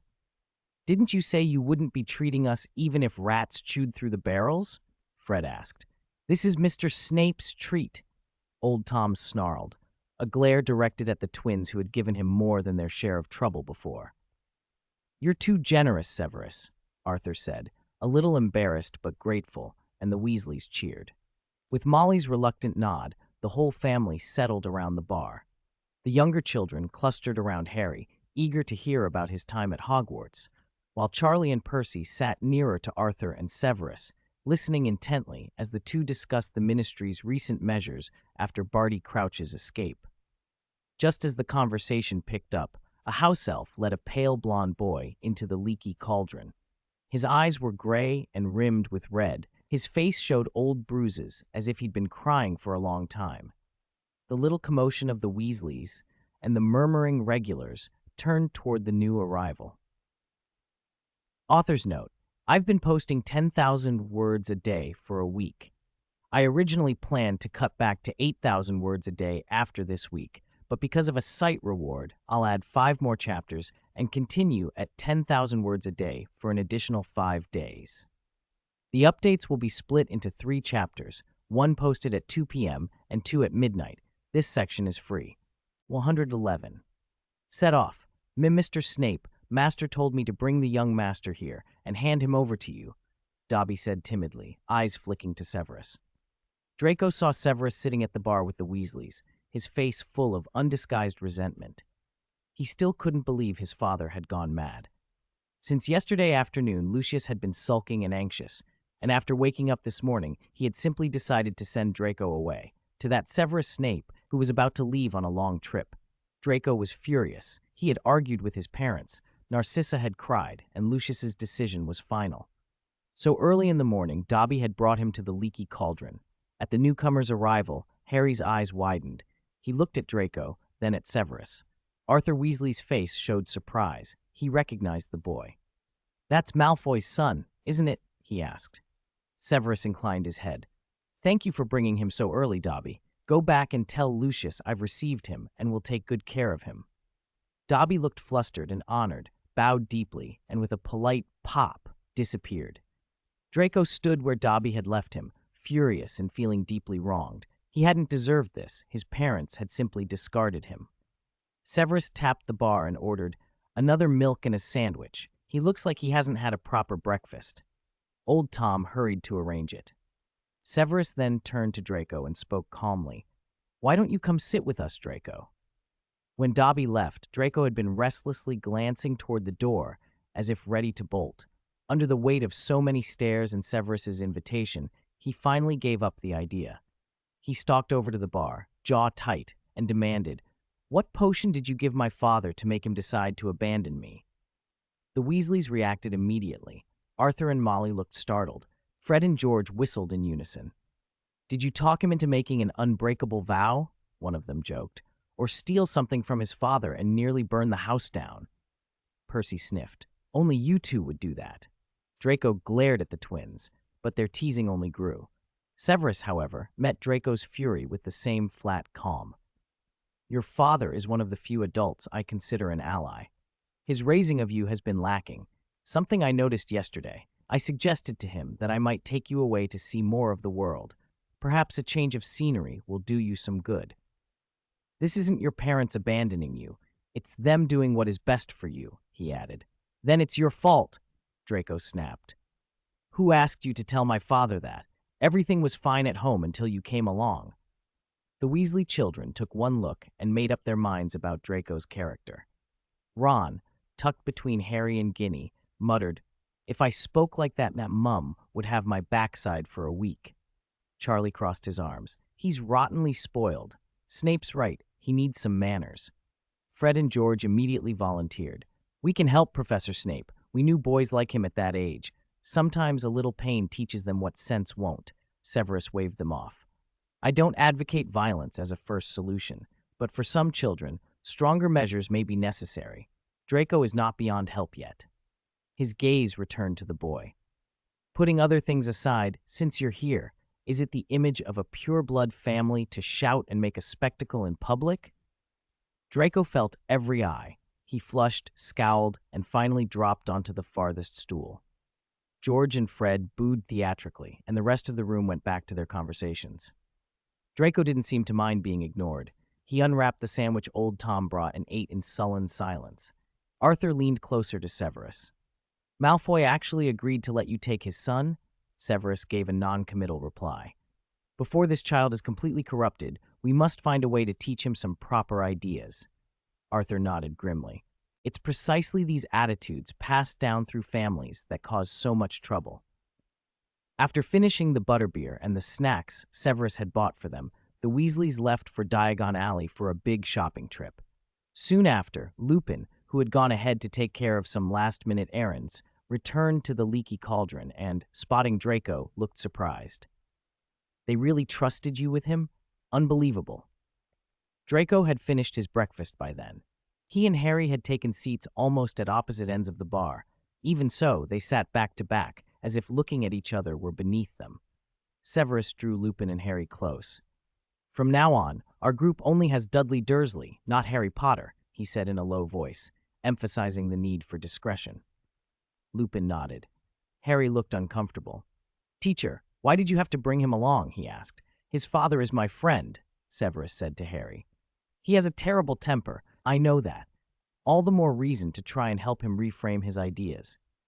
"I won't ask you to befriend him, Dudley," Severus continued, using Harry's code name. "But cooperate. Treat him like a difficult child, less mature than you are, and try to teach him some decency." Harry nodded reluctantly. I'll try not to get into another fight with him." "If he provokes you like he did yesterday, a fight is an acceptable response," Severus said, winking. Harry's misery eased a little. He'd been worried he'd be forced to swallow every insult. Severus then turned to Draco. "All right, Draco, stop sulking. You want me to send you home? That's possible. Do exactly what I tell you and complete the tasks we have on this trip, and I'll send you back and tell your father how perfect and proud you are. As long as you do it." Draco looked at him, incredulous. "Will you keep your word?" Severus shrugged. "Ask Dudley. Have I ever lied to him since I took him out?" Draco glanced at Harry, who gave him a flat, uninterested look. "Teacher has never lied to anyone." "That's not entirely true," Harry muttered. "He's pretty good at lying, but he doesn't usually do it to kids." Finally, Draco sat down beside them. Severus opened his suitcase and took out a folded map of Europe, laying it on the bar. He tapped Paris. "We go here first, to visit a renowned alchemy master. If all goes well, then Albania." Draco sneered. "Why visit such dumpy places? You could use the Flu Network and make a round trip in a day." "We're not using the Flu Network," Severus said. "Do you have a portkey then?" Draco asked, arching an eyebrow. "We're not using a portkey." Draco's face blanched. "My father told me, apparating with children who aren't trained is dangerous." "We won't be apparating," Severus said. "Then how are you going to get us there?" Draco demanded. Severus pulled from his suitcase a neat stack of pounds he had exchanged at Gringotts the day before. "By Muggle transportation," he said. Chapter 112, Azkaban and the Gaunt House, bonus chapter by Alliance Leader CCPW, The North Sea, Azkaban Island. Fog hugged the rock day and night. It did not show on Muggle satellites or radar, and only wizards with special clearance ever escorted prisoners there. On the 2nd of August, a man, newly sentenced, unanimously condemned by the full Wizengamot to life in Azkaban, was ferried to the island under the watch of 3 Aurors and 2 ministry attendants. They landed at the same jetty Severus and Kingsley had once used. The prisoner's body was so damaged that one Auror had to mobile corpus him, while another led him in chains up the shore. The dementors that circled the castle noticed them at once. The creatures had their own silent speech, 3 detached from the ring to meet the party. One of the ministry men was a specialist in dementors, the liaison to the wardens. He told the lead Auror what the creatures had conveyed. "They know Barty Crouch Jr. never died and has escaped," he said. "They petitioned the ministry to be allowed to hunt him themselves, but Minister Bagnold refused." The specialist relayed the Auror's reply. The escorting Auror, a man of no great rank, merely said, "Tell them we don't deal with that. We're here to deliver a new prisoner and nothing more." The man they delivered was shaking all over. Fenrir Greyback stared at the 3 dementors with blind terror, as if hurled into an ice pit. Cold and despair rose inside him and crawled across every inch of his skin. Severus had been right. He would not die, could not be healed.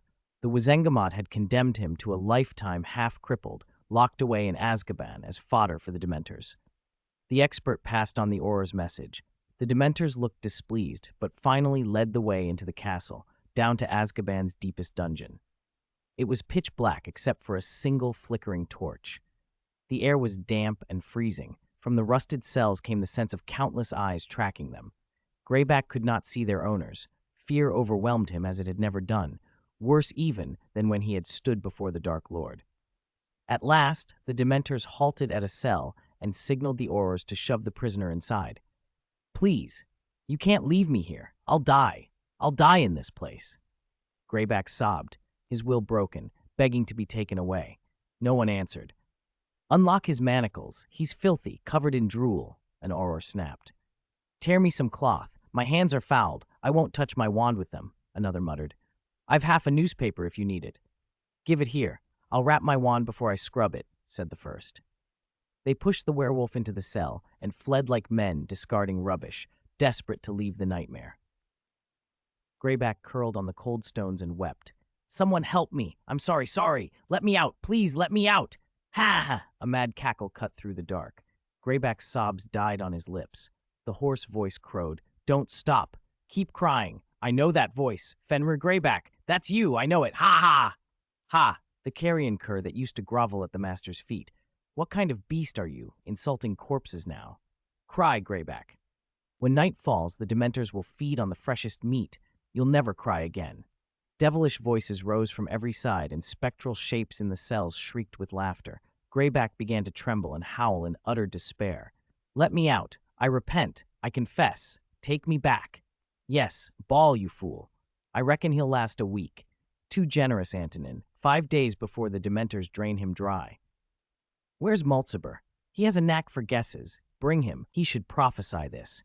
3. A pooling pup like him won't last 3 days. Silence! A shrill female voice cut through the din, and the dungeon fell still. Fenrir Greyback.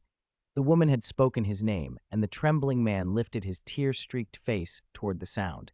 He could not make out her features in the gloom, but the voice was not unfamiliar. Who are you?" he managed. She did not answer directly. Cold and dead, she asked, "How were you caught? Is the ministry still hunting veterans of the war?" Cornered by the questions, Fenrir Greyback, quaking, spilled everything he knew. It was Snape, Severus Snape. He's turned traitor, working for the ministry. He led the Aurors to me. Him! Severus Snape, others echoed. "The half-blood bastard. Our Lord misjudged him. He's cunning. He must know where the master vanished. Didn't Dumbledore make him Hogwarts headmaster? He betrayed us long ago." Curses, spitting, hexes, countless vicious words echoed through the dungeon. Even in the deepest cell, where a huge black dog had lain silent, the name Severus Snape made the creature snap its eyes open. "Silence, all of you." The shrill voice, like fingernails on slate, sent shivers down every spine and drowned the chamber in stillness. "Why did he bring Aurors after you? What were you doing? Who ordered it?" Greyback told them the rest. "It was Barty Crouch Jr. He gathered us together and said we'd find the Dark Lord. He told me to snatch a few children, draw the ministry's attention, tie the Aurors down, but among the brats I grabbed, one was Snape's pupil, a kid not even old enough for Hogwarts." "Snape would hunt you with the Aurors over an under 11? Some scoffed. They knew Severus Snape well enough to doubt that. It's true, Greyback insisted. On the wireless, he told every wizard in Britain he repents of his past, apologized to those he hurt. He's turned traitor, thrown in his lot with the Ministry and Dumbledore. The shrill voice shrieked again. Despicable traitor. The Dark Lord will not forgive such wretches. Never. The prisoners took up the chorus of abuse anew. Amid the uproar, a crumpled ball of newspaper was blown by an icy draught across the flagstones, sliding to the farthest cell.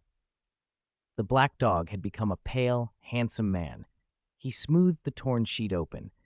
The half-page of the Daily Prophet carried a front-page headline from a few days earlier. Ministry applies to Wizengamot for Order of Merlin, first class, to honor 4 who saved a child. Beside the article was a black-and-white photograph.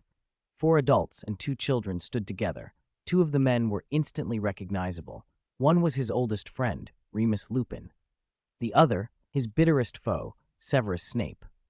In the picture, a boy clutched Severus's robe and beamed into the camera. The sight made the man's pupils contract. He scrambled upright, eyes fixed on the photo, and hunted the text for the boy's name. Snape's pupil Dudley Dursley played a key part in the rescue, delaying the werewolves and drawing their attention, buying the Auror's precious time. Dudley Dursley? Bloodshot fury flooded the reader's gaze.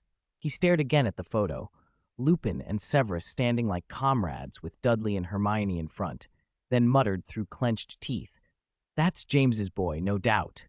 He growled, "James's son with Snivelus, and Remus let it happen." "He must have been tricked," someone protested, but a roar from the cell briefly silenced the cursing prisoners.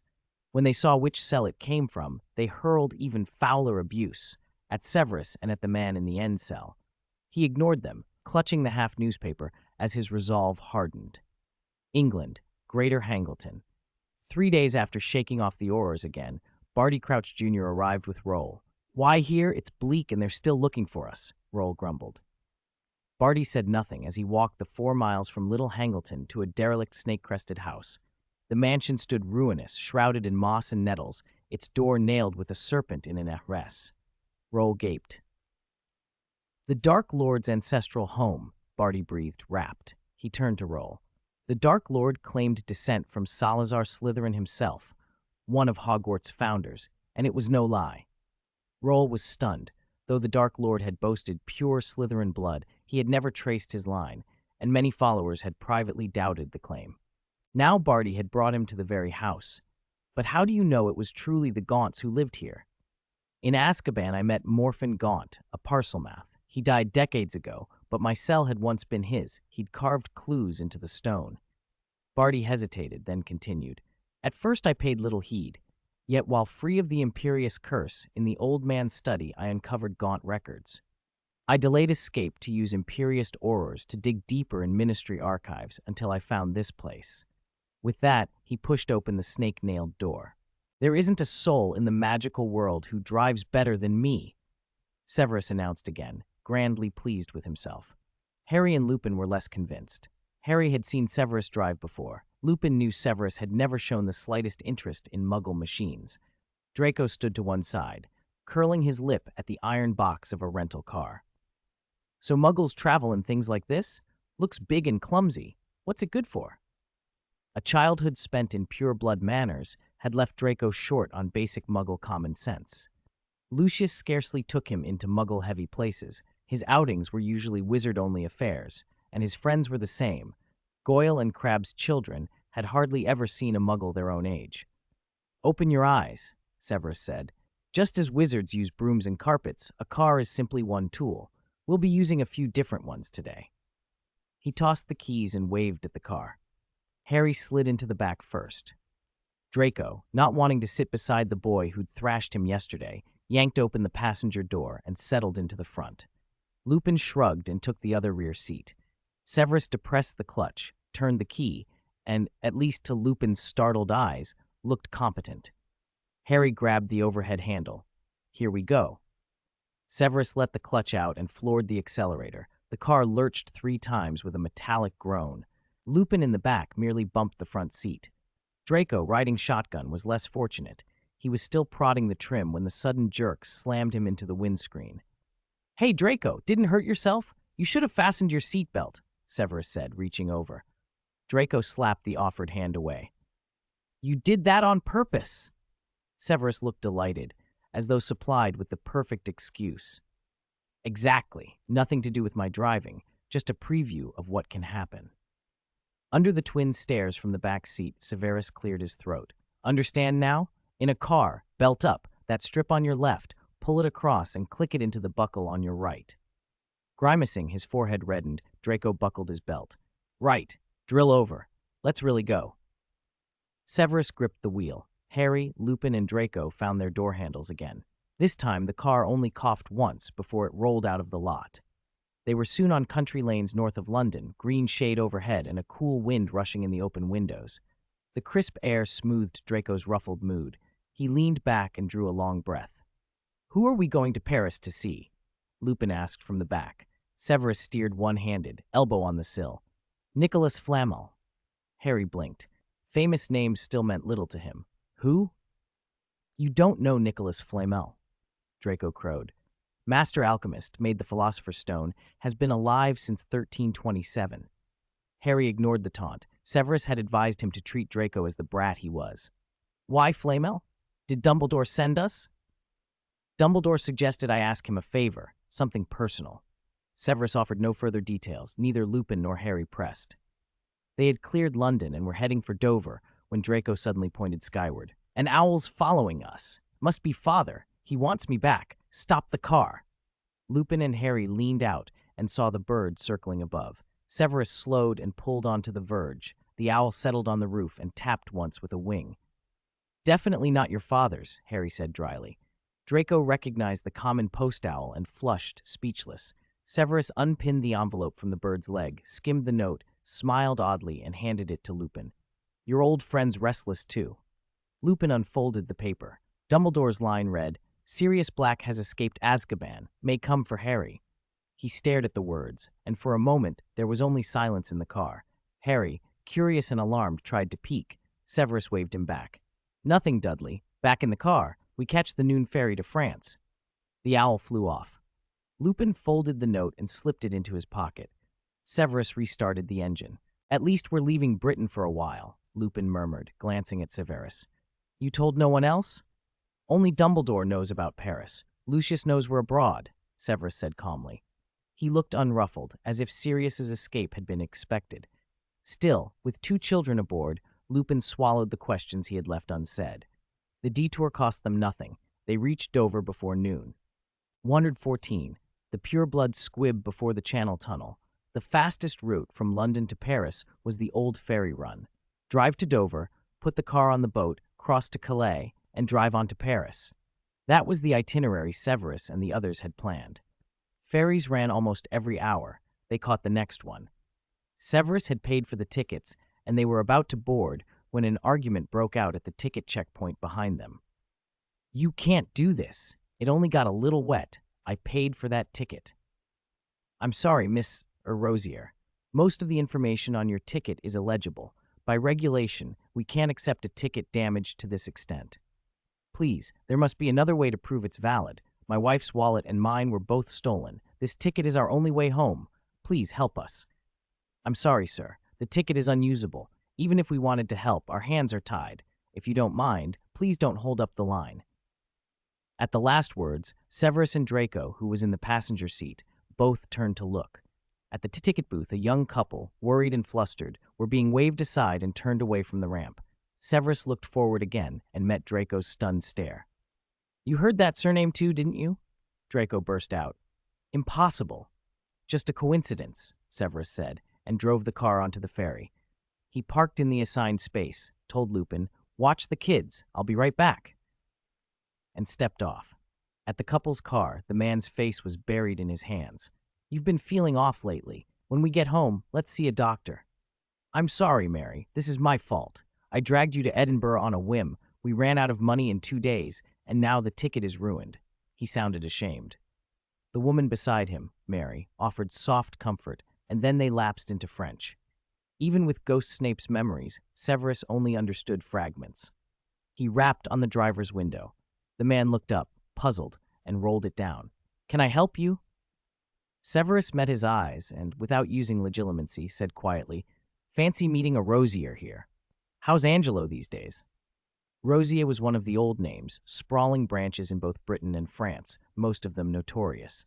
Some French Rosiers had been acolytes in the old days. Several British Rosiers had been core Death Eaters. At the Death Eater gathering at Malfoy Manor the day before, one of them, Angelo, had been present. It was only natural for Severus to be suspicious when he ran into another Rosier on the dock. At the mention of Angelo, the young man flinched, not at Severus, but toward the woman in the passenger seat. He stepped out, murmured a few words of French to her, something about an old acquaintance, and then drew Severus to the rear of the car. "Sorry," he said. "My wife doesn't know anything about wizards. I don't want her involved." He looked pleadingly at Severus and offered a cigarette. "Smoke? No, thank you." Even without reading his mind, Severus could sense a lie hovering at the edges of the man's composure. "Mind if I?" the man asked, and Severus shrugged. "So you are a Rosier?" Severus asked. "Both my parents are wizards, French," the man said. "The Angelo you mentioned must be a cousin on the British side, but they disowned me long ago. They even wanted me to change my surname. I kept my head down, so they never forced the issue." He lit the cigarette and gave a bitter smile. Severus understood at once. "You're a squib, exactly." The man's mouth tightened. "A Rosier-born squib. My parents wrote me off at 10 when they realized I had no magic. I've been on my own ever since. I sell cars for a living. I met Mary, sweet, kind Mary, and we built a life. I put wizards behind me." He sounded honest enough, Severus could tell. "You were touring Britain? 3 days ago, my supervisor gave me 5 days off out of the blue. I was bored at home and on a whim took Mary to Edinburgh." He ran a hand through his hair. "It was a terrible idea. We set off with no plan and no cash. Yesterday a pickpocket cleaned us out. All we had left was the return ferry ticket. Then this morning, I dropped it in the loo and nearly flushed it. I've been a mess lately, always messing things up. When we get back, I ought to see the doctor Mary keeps nagging me about." He sounded like a man used to catastrophes that were ill-starred rather than malignant. Legilimency can harm a muggle's or a squib's mind, so Severus relied on careful questioning instead. This Rosier had simply happened to be on the same ferry. Even if he could buy a new ticket now, he'd miss the sailing. Severus had no interest in prying further into the man's private misfortunes. "Have you enough petrol to get home?" he asked casually. "Just about, but without the ticket, they won't let us on the boat." The man stubbed out his cigarette, wrapping the butt in paper. Severus was already offering a 50-pound note. "In case you need fuel on the way, that should cover a new ticket and get you home." The man stared, then blurted, half grateful, half disbelieving, You don't mind that I'm a squib?" "Most people don't." Severus pressed the note into his hand. "The only wizards you met as a kid were your family, but most of the magical world is decent. Go buy a ticket for the next sailing. You've missed this one." Severus turned and walked away without looking back. Rosier stood clutching the money and called anxiously, "I don't even know your name. How can I pay you back?" "No need. Consider it my personal subsidy for your holiday." Severus waved and reboarded the ferry. Back inside, Lupin was buying juice for Harry and Draco in the little shop. The money from Lupin's undercover case had left him comfortably off. Draco still wore that superior air. When Lupin handed over the drinks, he didn't even say thank you. "If your father never taught you manners, I can give you a crash course right now," Severus said flatly. Draco bristled, about to sneer at Lupin's status, but one cold look from Severus shut him up. "Thanks," he muttered, not caring if Lupin had heard. "Notice anything?" Lupin asked, ignoring the brat and looking at Severus. "A squib named Rosier," Severus said, popping a soda tab and leaning on the rail. "French Rosier line. Kicked out for being a squib, hasn't touched the magical world in years. I heard the name and checked." Harry and Lupin shrugged. Draco flinched as if struck. "A Rosier squib," he spluttered, juice spraying from his mouth. "You're sure he's from the real Rosier family?" "I stand by every word," Severus replied, folding his arms and watching Dover recede. "Impossible," Draco cried. "Father says pure blood guarantees wizard children. Squibs only come from dirty blood." Severus raised an eyebrow. "Did your father also tell you that some Malfoy ancestor chased a muggle who turned him down?" "Liar," Draco howled. "Even I heard it," Harry said with a grin. "After she refused, he cursed her." Draco's face flushed. I challenge you to a duel. Pass. You'd only run to Mummy when you lost. No fun at all, Harry said. He can't be a rosier. Draco stamped his foot. He must be lying.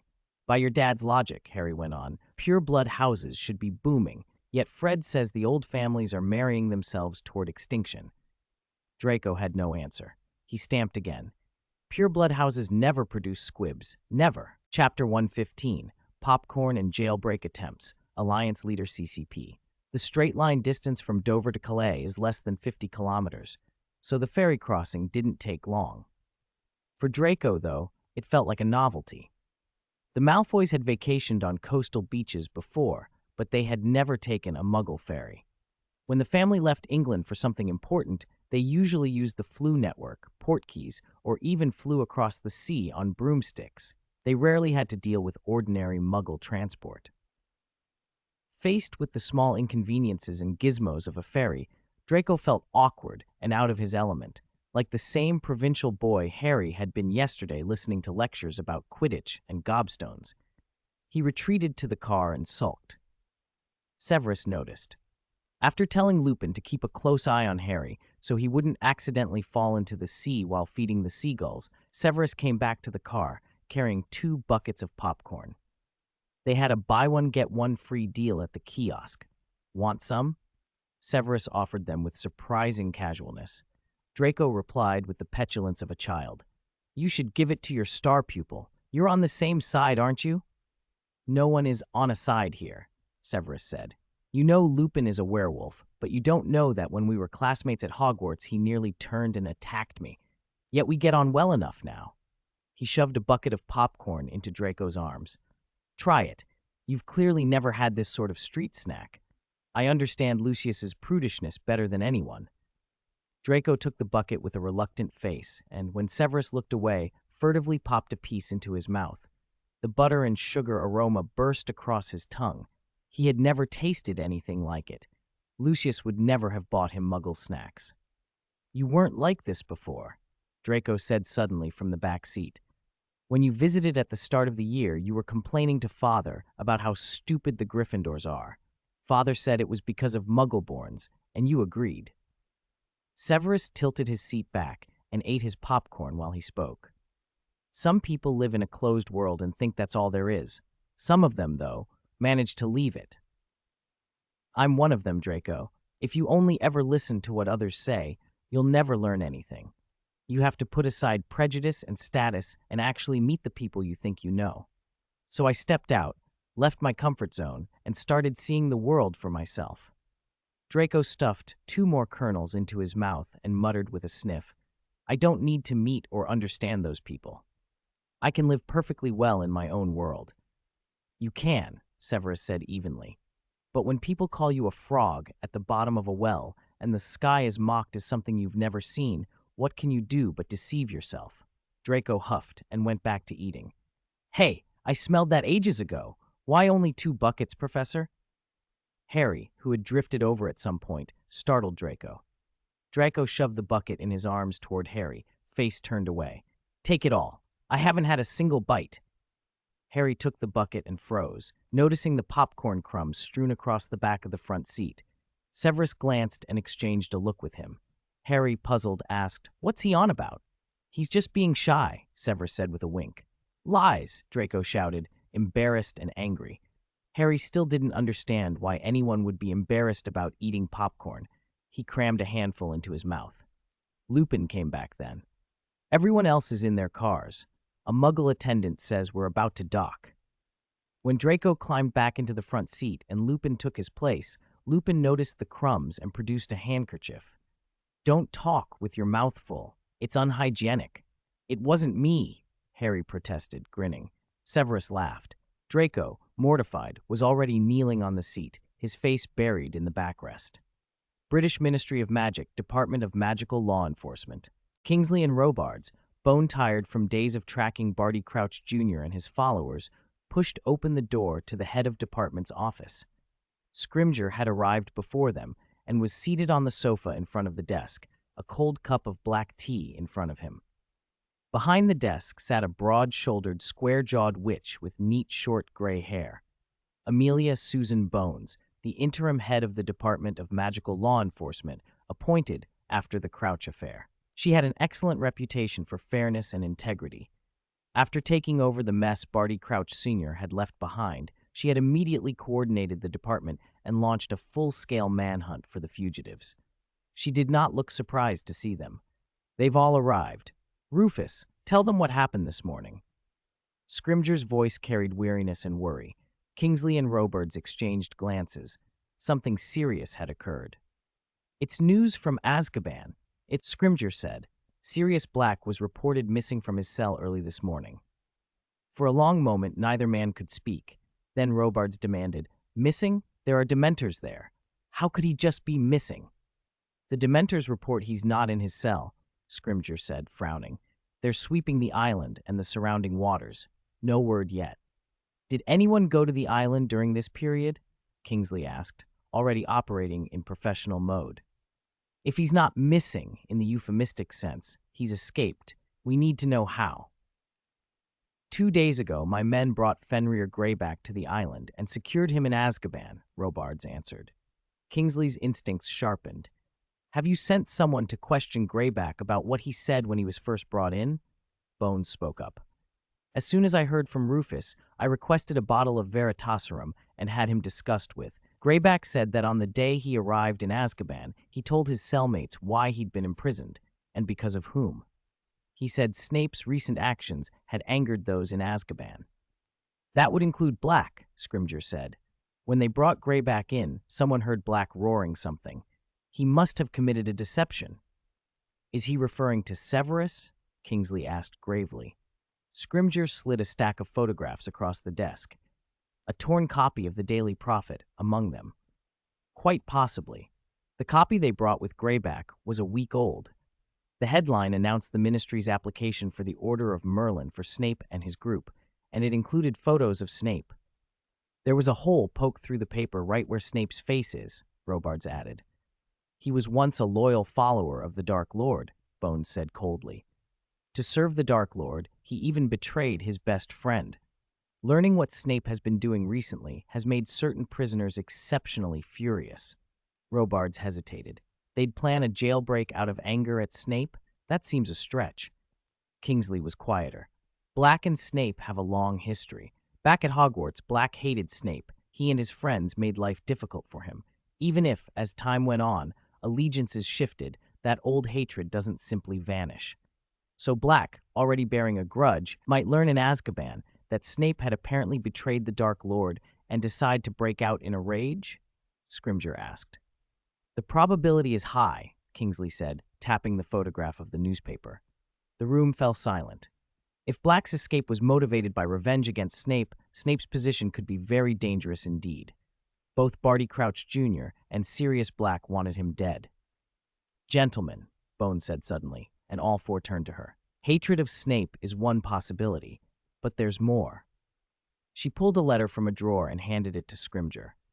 He read the contents. His brow tightened, and he passed it on to Kingsley and Robards.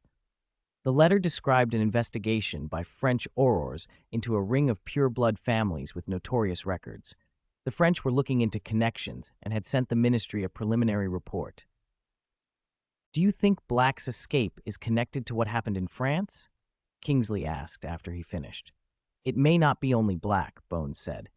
2 escapes in quick succession is odd.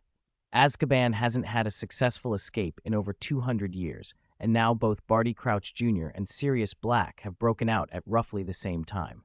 Add the report from France about agitated pure-blood families acting up yesterday. It all looks too coincidental.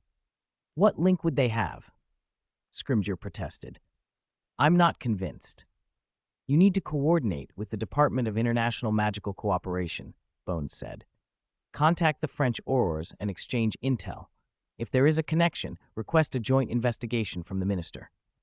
"And we can't let our guard down around Snape," Scrimgeour said. "Find him and warn him his life may be at risk. If possible, arrange for someone to be at his side." They all looked at Kingsley. He and Severus had been moving toward a better working relationship since the poisoning case, but when pressed, Kingsley could only shrug.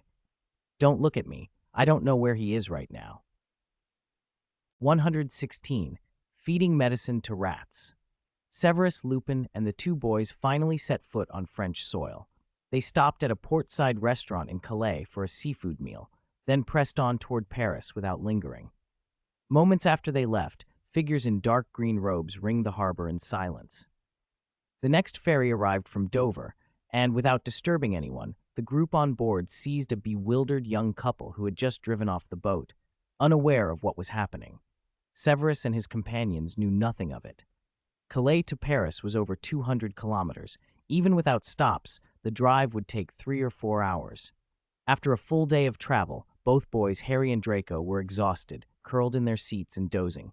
Taking advantage of the quiet, Lupin and Severus discussed the letter they'd received that morning from Britain. Britain must be in chaos, Lupin said, his face shaded. Sirius's betrayal of James still cut him deeply. He couldn't accept that Sirius, closest to James among the four, had turned on him. The Aurors can't keep Sirius's escape quiet. The public will know how dangerous he is. Bagnold's probably regretting she didn't retire at New Year and hand the minister's post to Fudge. Severus mused. 2 Azkaban breakouts, both vicious Death Eaters. People connect the dots. You should hunt him down and kill him. Prove your remorse. Came a sharp voice that wasn't Lupin's. Ghost Snape. Since reading the letter that morning, the ghost had been restless. He had said little, but Severus felt his agitation. If I did that, Harry and I would have one more blood feud, Severus replied quietly. You'd be avenging him. Ghost Snape snapped. Sirius Black is innocent. He never betrayed Harry's father. The real secret keeper was their friend, Peter Pettigrew. Sirius thought he'd killed Peter and had avenged James, but he couldn't forgive himself and chose to atone in Azkaban. Severus snorted. Frankly, even setting my feelings aside, Black's logic is cracked. Your brother's dead, but your godson's alive. If you wanted to atone, why not raise Harry? Instead, he hides in Azkaban under a cloud of infamy. I say hides because all 3 besides Lupin are animagi. Dementors can't sense animal emotions. Black spent years there as a dog. Severus's tone sharpened. If he truly wanted punishment, why stay a dog and keep the Dementors from feeding? If not, why not leave and care for Harry? He's just melodramatic, touched in the head. Listening, Ghost Snape shifted from shock to a cold, bitter silence. At last he spoke again. So you know the truth, yet you've told neither the ministry nor anyone else. He nearly killed me. Not kicking him when he was down was charity enough. Why speak? Severus said calmly. Ghost Snape fell quiet. Though Severus often said, we're one and the same now, the ghost felt a surge of gratitude at seeing Severus treat every memory as his own, accepting Lucius as a friend, Black as a foe. Still, Ghost Snape said finally, I've made some preparations. Severus gave a sly smile. Ghost Snape frowned. What have you done? Remember at the leaky cauldron this morning?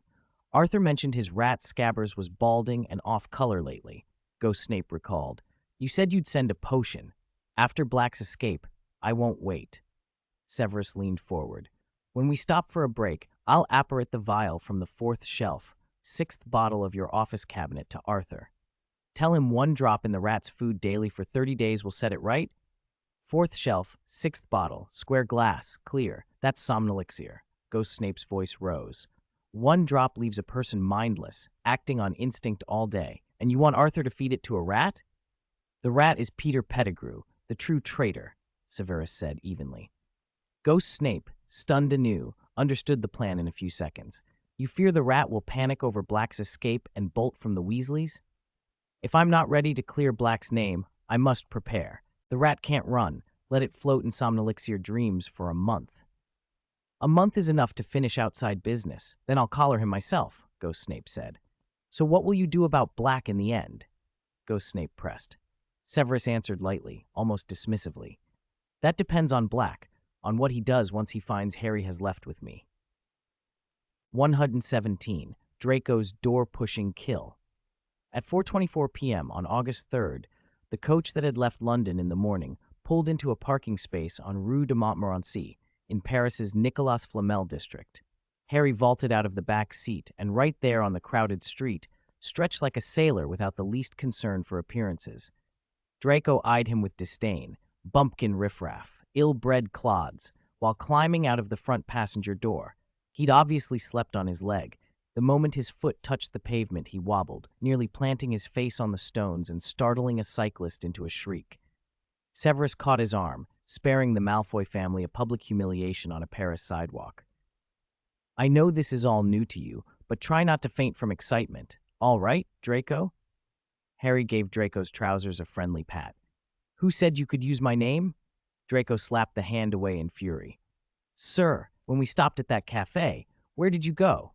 I woke up and didn't see you, Harry asked Severus, ignoring Draco's outburst. To deliver something. Come along, let's pay Nicolas Flamel a visit. We might even coax a proper French dinner out of him. He led them to number 51. One of Paris's oldest stone houses, it bore an iron plaque reading Maison de Nicolas Flamel, though the famous alchemist's former home had long since become a Muggle restaurant. We're dining here? Draco sniffed at the sign. A wizard of Flamel's stature, living above a Muggle bistro? Severus stepped to the reversible number plate beside the door. This has always been Nicholas's house. To Muggles, he's a legend, hence the street name and the listed monument. Only a wizard can find the real front door.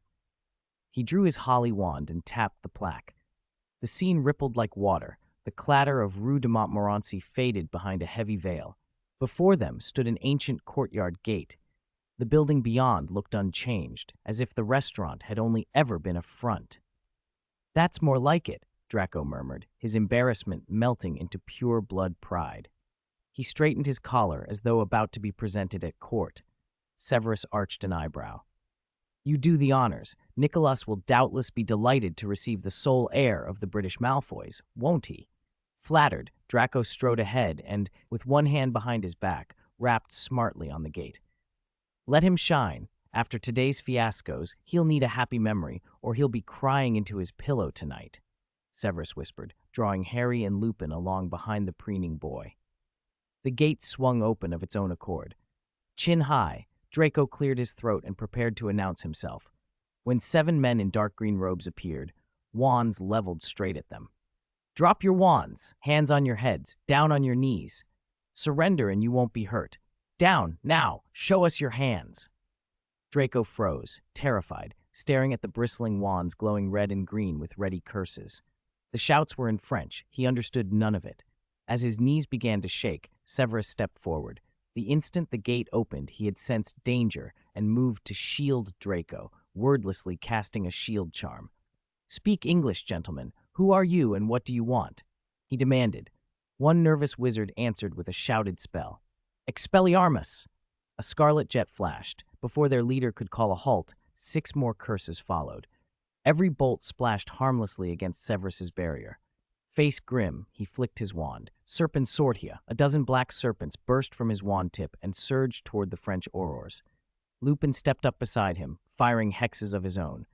Petrificus totalis! Harry scrabbled for his birch wand, but Severus gripped his shoulder without looking back, stopping him.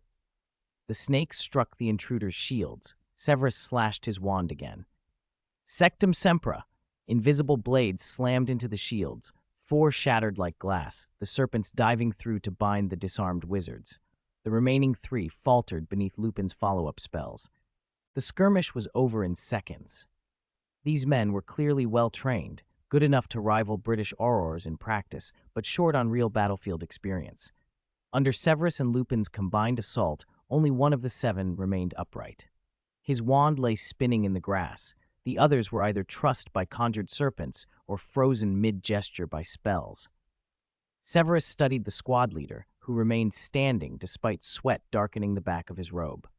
Now, shall we have a calm conversation? The leader straightened imperiously. He was dark-skinned, unmistakably African in origin, and he answered with military precision. Antoine Yuma, commander of the 3rd Auror Brigade, French Ministry of Magic. You are suspected of abducting Nicolas and Perenelle Flamel. I advise you to cease resistance. The Ministry will pursue this to the end. Severus and Lupin exchanged startled looks. Neither had expected such an accusation. Severus recovered first. He drew from his pocket the International Magical Cooperation Badge that Bagnold had secured for him and Harry, stepped to Yuma, and flicked it open under the man's anxious gaze. See the British Ministry seal? See the photograph?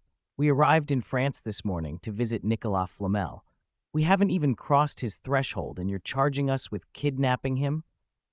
Yuma's face tightened. A professional, he recognized at once that the seal and anti-forgery charms were genuine. Each ministry weaves an unmistakable spell thread into its staff credentials. You are Mr. Snape? He asked, voice suddenly small. It was impossible not to feel awkward. They had charged in, 7 against 2 adults and 2 children, and still been beaten, an entire squad flattened. You know me? Severus said. Yuma's tone shifted, apologetic.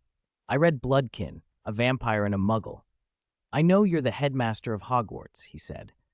I'm sorry, my men opened fire without proper communication. We failed in our duty. The bound and petrified French aurors looked mortified. Mistaken identity and haste could be forgiven. What could not was that 7 elite aurors had been outfought by 2 British wizards.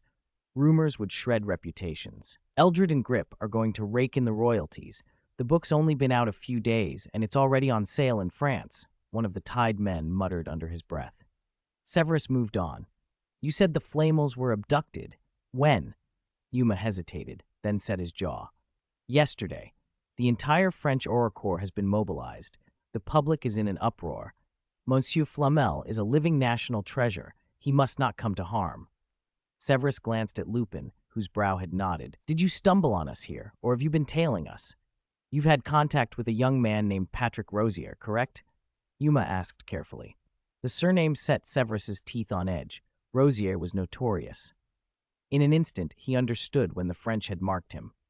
That Rosier is connected to the kidnapping? After meeting the youth, Severus had sensed something off, but assuming it was none of his business, had simply seen him home. Now it was clear. Rosier had been under surveillance. Once captured, he had led the French to Severus, especially when they realized his destination was Nicholas Flamel's estate. Yes, he is directly involved. We arrested him at noon today. Yuma volunteered nothing further. Severus sighed. He'd hoped France would be straightforward, but trouble had a way of finding him. Had the letter not arrived in late July, before Harry's birthday, and had the abduction not occurred yesterday, he might have suspected another of Dumbledore's elaborate traps. Mr. Snape, Yuma said earnestly, I apologize again, but because you met Rosier, could you and your companions please accompany us to headquarters? It won't take more than 2 hours. Severus looked back at Harry, bright-eyed with curiosity, and at Draco, still rattled, then up at the darkening sky. We haven't any dinner plans. We were counting on Albus's letter to secure us a proper French meal at the Flamels. He neither accepted nor refused. He merely let the implication hang. Yuma proved astute. Our headquarters house elves cook the most authentic French cuisine, baked snails, seared foie gras. I would be honored if you and your friends would dine with us as an apology. Severus blinked and turned to Lupin. What do you think? Sounds good. Free food is free food, Lupin said solemnly. Is there onion soup? I like that, Harry chimed in. At least they know their place, Draco muttered, mollified. When no one objected, Severus bent to retrieve Yuma's wand from the grass. Then let's be going. Chapter 118, The French Ministry of Magic, Bonus Chapter. The French Ministry of Magic lay beneath the Place de Furstenberg in Paris. Unlike the gloomy offices of the British Ministry, its ceiling was a light-transmitting glass dome inscribed with the French names of magical creatures. Sunlight poured through, making the hall beneath it feel almost like a greenhouse in a Hogwarts herbology classroom. Wizards and witches in elegant, brightly colored robes drifted across the marble floor. Some witches even wore fashionable Muggle dresses. Neither Harry nor Draco, who had seen a fair bit of the wizarding world while following Lucius, had ever seen anything quite like it. Antoine led them through the foyer. Around them, wizards who looked like reporters trailed officials, pursing questions and clicking enchanted cameras. The disappearance of the Flamels has every newspaper in France in a frenzy, Antoine explained. France hasn't had an incident like this for many years. The last time anything comparable happened was about 8 years ago when you-know-who fell from power. His followers here caused a great deal of trouble trying to find him. Lupin glanced at Severus, but Severus seemed more interested in the architecture than the gossip. Did the French aurors arrest many Death Eaters back then? Lupin asked.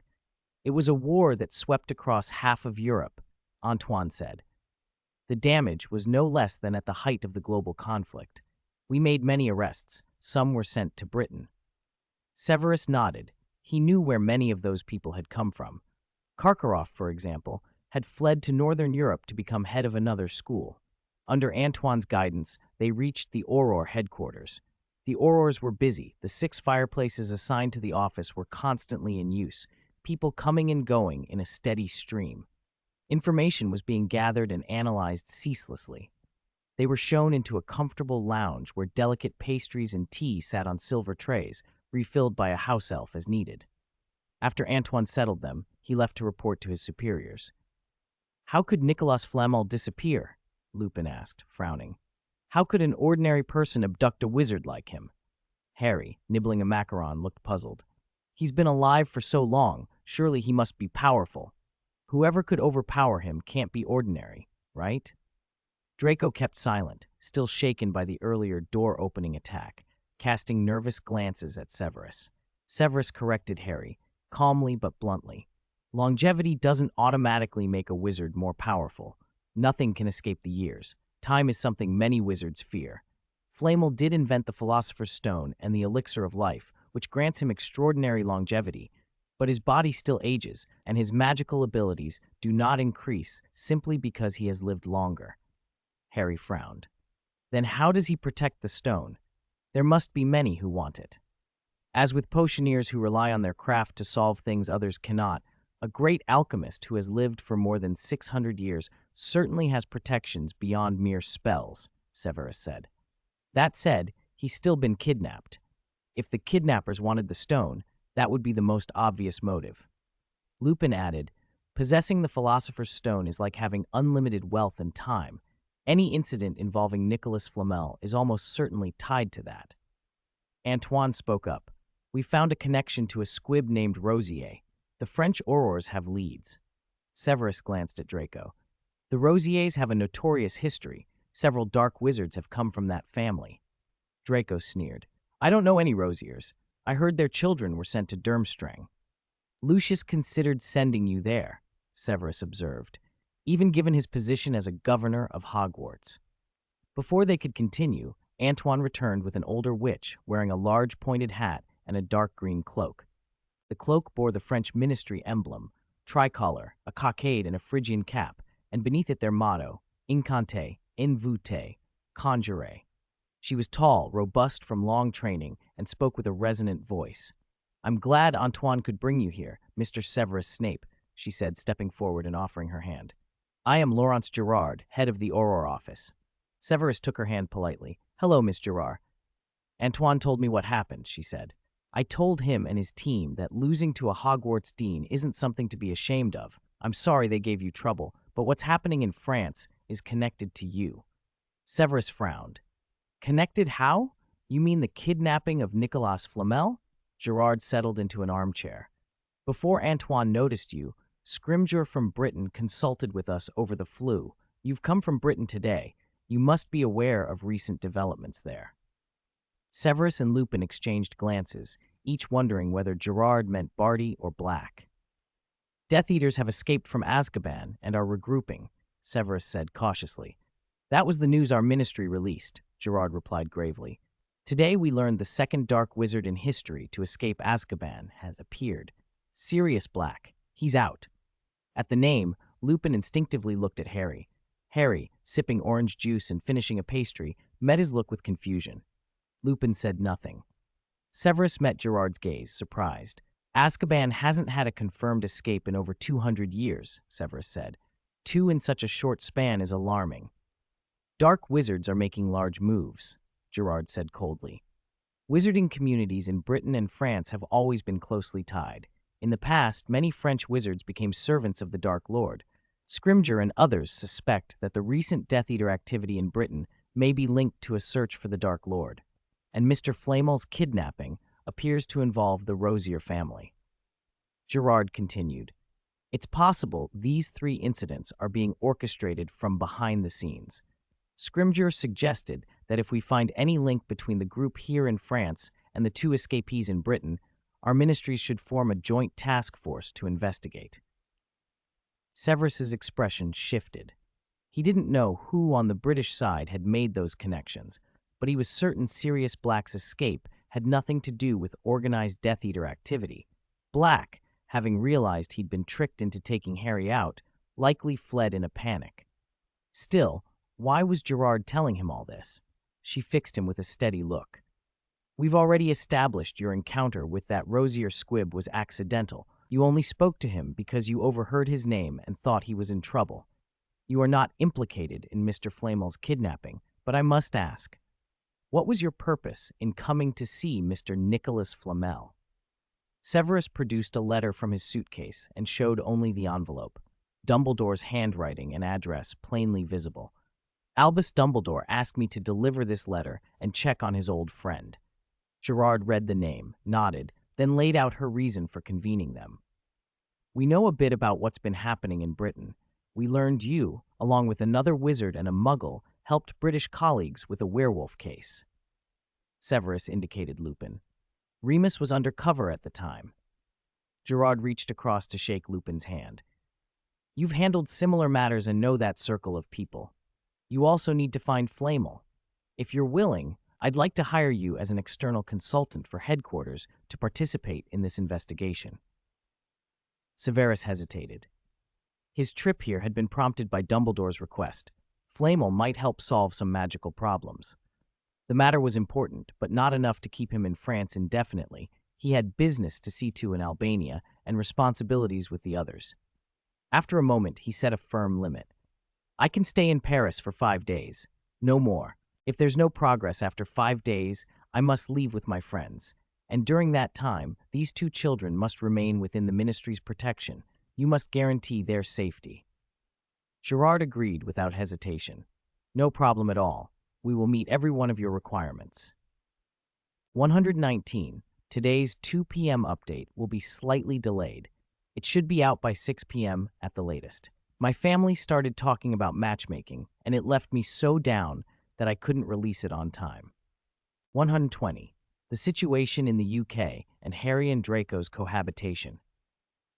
On August 4th, when the latest issue of the Daily Prophet was delivered to thousands of wizarding households across Britain, the public finally learned what had happened on Azkaban the day before.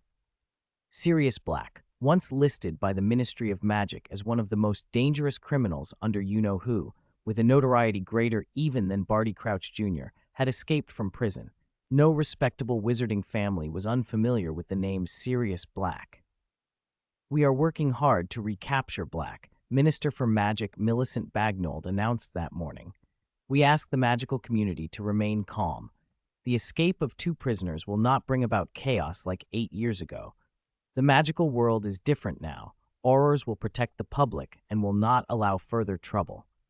Her words did little to comfort British witches and wizards. Black's reputation was terrifyingly different from Barty's. Before his arrest, he had supposedly fired a single spell that killed 13 people, an appalling massacre. The blow had struck the streets of London. His friend Peter Pettigrew had been left with his body unrecognizable, and 12 muggles had died on the spot. That a villain like Black had now escaped, and that the breakout reportedly happened after he flew into a rage over Severus Snape's public repentance, sent the public into a mood of dread. Busybodies dredged up old grudges from Hogwarts, rivalries in youth, mistakes made after school. One man professed to have reformed while the other had not. News that the ministry was applying to the Wesengamot for an order of Merlin for Severus only heightened the contrast. Many papers seized on the story to boost Snape's reputation while denouncing Black. Some representatives of the International Confederation of Wizards criticized Bagnold for informing the Muggle Prime Minister that Black was at large. She hit back at noon, furious. Those who complained seemed not to regard Muggle lives as human lives. Black had a history of murdering Muggles. If he was free, there was no guarantee he would not strike at ordinary people again. The Granger family, Muggles who had worked with Severus to solve a werewolf case, were placed under priority protection by Aurors dispatched by the ministry. Panic rose. Some British wizards chose to leave the country temporarily, hoping to lie low until the danger passed. Bagnold was under enormous pressure, from public opinion at home, from fellow wizards abroad, and from the Dementors at Azkaban. Barty's escape had already infuriated the prison guards. They had demanded permission to leave Azkaban and hunt him down, which Bagnold had refused. Black's breakout inflamed them further, and they even attempted to leave the island on their own. The minister responded decisively. She dispatched Aurors skilled in the Patronus charm to contain the Dementors and drove them back to Azkaban, stationing an Auror squad permanently at the prison. She then personally visited the island and warned the Dementors that, while she remained in power, none would be allowed on the British mainland. The decision divided opinion. Some felt that, since Aurors had yet to catch Black and Barty, perhaps the Dementors should be let loose to help. More people, however, supported Bagnold's hard line. Everyone understood how terrifying Dementors were. If those creatures were allowed off Azkaban and went hungry on the mainland, they would be an unpredictable threat to anyone in their path. While Britain was plunged into argument and alarm, a large black dog nosing a stolen copy of the Daily Prophet found a hidden corner in Nocturne Alley and flattened the paper open. He was looking for anything about Severus Snape and his student Dudley Dursley. The recent coverage about them had vanished almost overnight. What he found enraged him.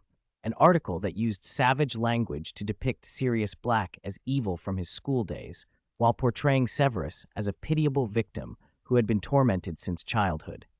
The writer even suggested that Snape had turned to darkness because of persecution from Black. The dog tore the paper to shreds with a snarl and slipped out of Nocturne Alley into the shadows. There was no useful public information to be had. He would have to try other methods, perhaps go find those of Snape's friends and helpers, wherever they might be. Across the Channel, news from Britain had not yet reached the French ministry in full. The night before, after a grand dinner hosted by Yuma, Harry and Draco had slept in the dormitory arranged for them at Auror headquarters. Unsurprisingly, the two were sharing a room. Draco had exploded the moment he saw the sleeping arrangements. "Do you know what my name is? Malfoy. Malfoy of Britain. You're making me share a room with him. This is an insult." Yuma, listening to the shouting, explained helplessly. "We've had to work late the past 2 days. Several colleagues are staying overnight at the ministry, so accommodation is limited. We can only do 2 people per room for now. I hope you will bear with it." Draco started to argue further, but Severus had already clamped a hand over his mouth from behind. "A room for 2 is generous, and the dinner was excellent. Thank you for your hospitality, Yuma. Please also convey my thanks to Gerard." Before he left, Yuma pinned a French ministry badge on each of the 4 of them. "Keep this on while you're in the ministry, and the internal guards won't stop you. Our atmosphere is relaxed. Restricted areas are clearly marked with spells and signs. Just make sure the children don't wander into trouble. Someone will come tomorrow to take you, Mr. Snape and Mr. Lupin, to the places you need to be. For tonight, get some rest. Good night." He shook Severus's hand, finished his well wishes, and departed. No sooner had he gone than Harry and Draco began bickering again, this time over who would get the bed nearest the bathroom. They were about to come to blows when Severus produced a scrap of paper, sketched a grid, and taught them Gomoku. The winner would sleep further from the bathroom. Draco won by a hair, Harry grumbled, and they fell into the soft beds, exhausted from travel. They slept until morning. Draco woke with his eyes gritty and rubbed them as he sat up. Whether from yesterday's emotion, the fatigue of the journey, or the odd comfort of being taken in by Severus, he had slept without dreams and felt surprisingly refreshed. He realized Harry had been awake for some time. The other boy was sitting on the sofa reading by the window. "Snape isn't here right now. Why are you pretending to be a studious little baby?" Draco sneered, his first words of the day as mocking as ever. Harry didn't bother to look embarrassed. "The one who's still in bed is the baby," he said, indicating the coffee table where fresh fruit and drinks had been placed. "The house elves brought them in a menu. They asked what I wanted for breakfast. You weren't awake, so I already ate over in Professor and Remus's room." Draco blinked, then stood and asked, "Where are Snape and the others?" "They left early," Harry said. "Professor left a note in his room saying they're busy this morning. He said if we're bored, we're free to look around. Just don't cause trouble." After washing, Draco sat in an armchair, eyeing the bell on the table. He rang it. A house elf in a tea towel appeared instantly and asked what they needed. After ordering a simple breakfast, Draco ate and rang again for the elf to clear the tray. He stole glances at Harry's book, an old, battered volume with the word spells on its cover, but Harry noticed and turned the book away deliberately. Humph, Draco snorted, pretending not to care. He had the elf fetch parchment and a quill and borrowed an owl from the French ministry. He decided to write a letter home so Lucius and Narcissa would not worry. When he had been dragged from Malfoy Manor by Dobby, he'd sworn never to speak to his cruel parents again. Childish stubbornness had yielded to familiar comforts, though. He missed them and could not help writing about the drive to France with Severus. He sent the letter off and found himself with nothing to do. A 9-year-old's patience does not last long. Draco opened the door and peeked out at the bustle in Auror headquarters, but the unfamiliar language and the strange environment made him wary of going alone. He hesitated, then turned to Harry and, summoning his bravado, asked, "Hey, don't you want to see how these Frenchies arrest criminals and interrogate them?" Harry had been reading all morning and had even quietly practiced a spell or two with his wand while Draco slept, but he could not sit still either. He had been waiting for an invitation. He put down the book with an exaggerated sigh. "Sigh. Since Professor asked me to look after you, and you're afraid to go out alone, I'll reluctantly go with you." Draco slammed the door with a flourish. "Who invited you? I was just being kind enough to ask if you were coming." All right. I know. No need to explain, Master Malfoy. Let's go."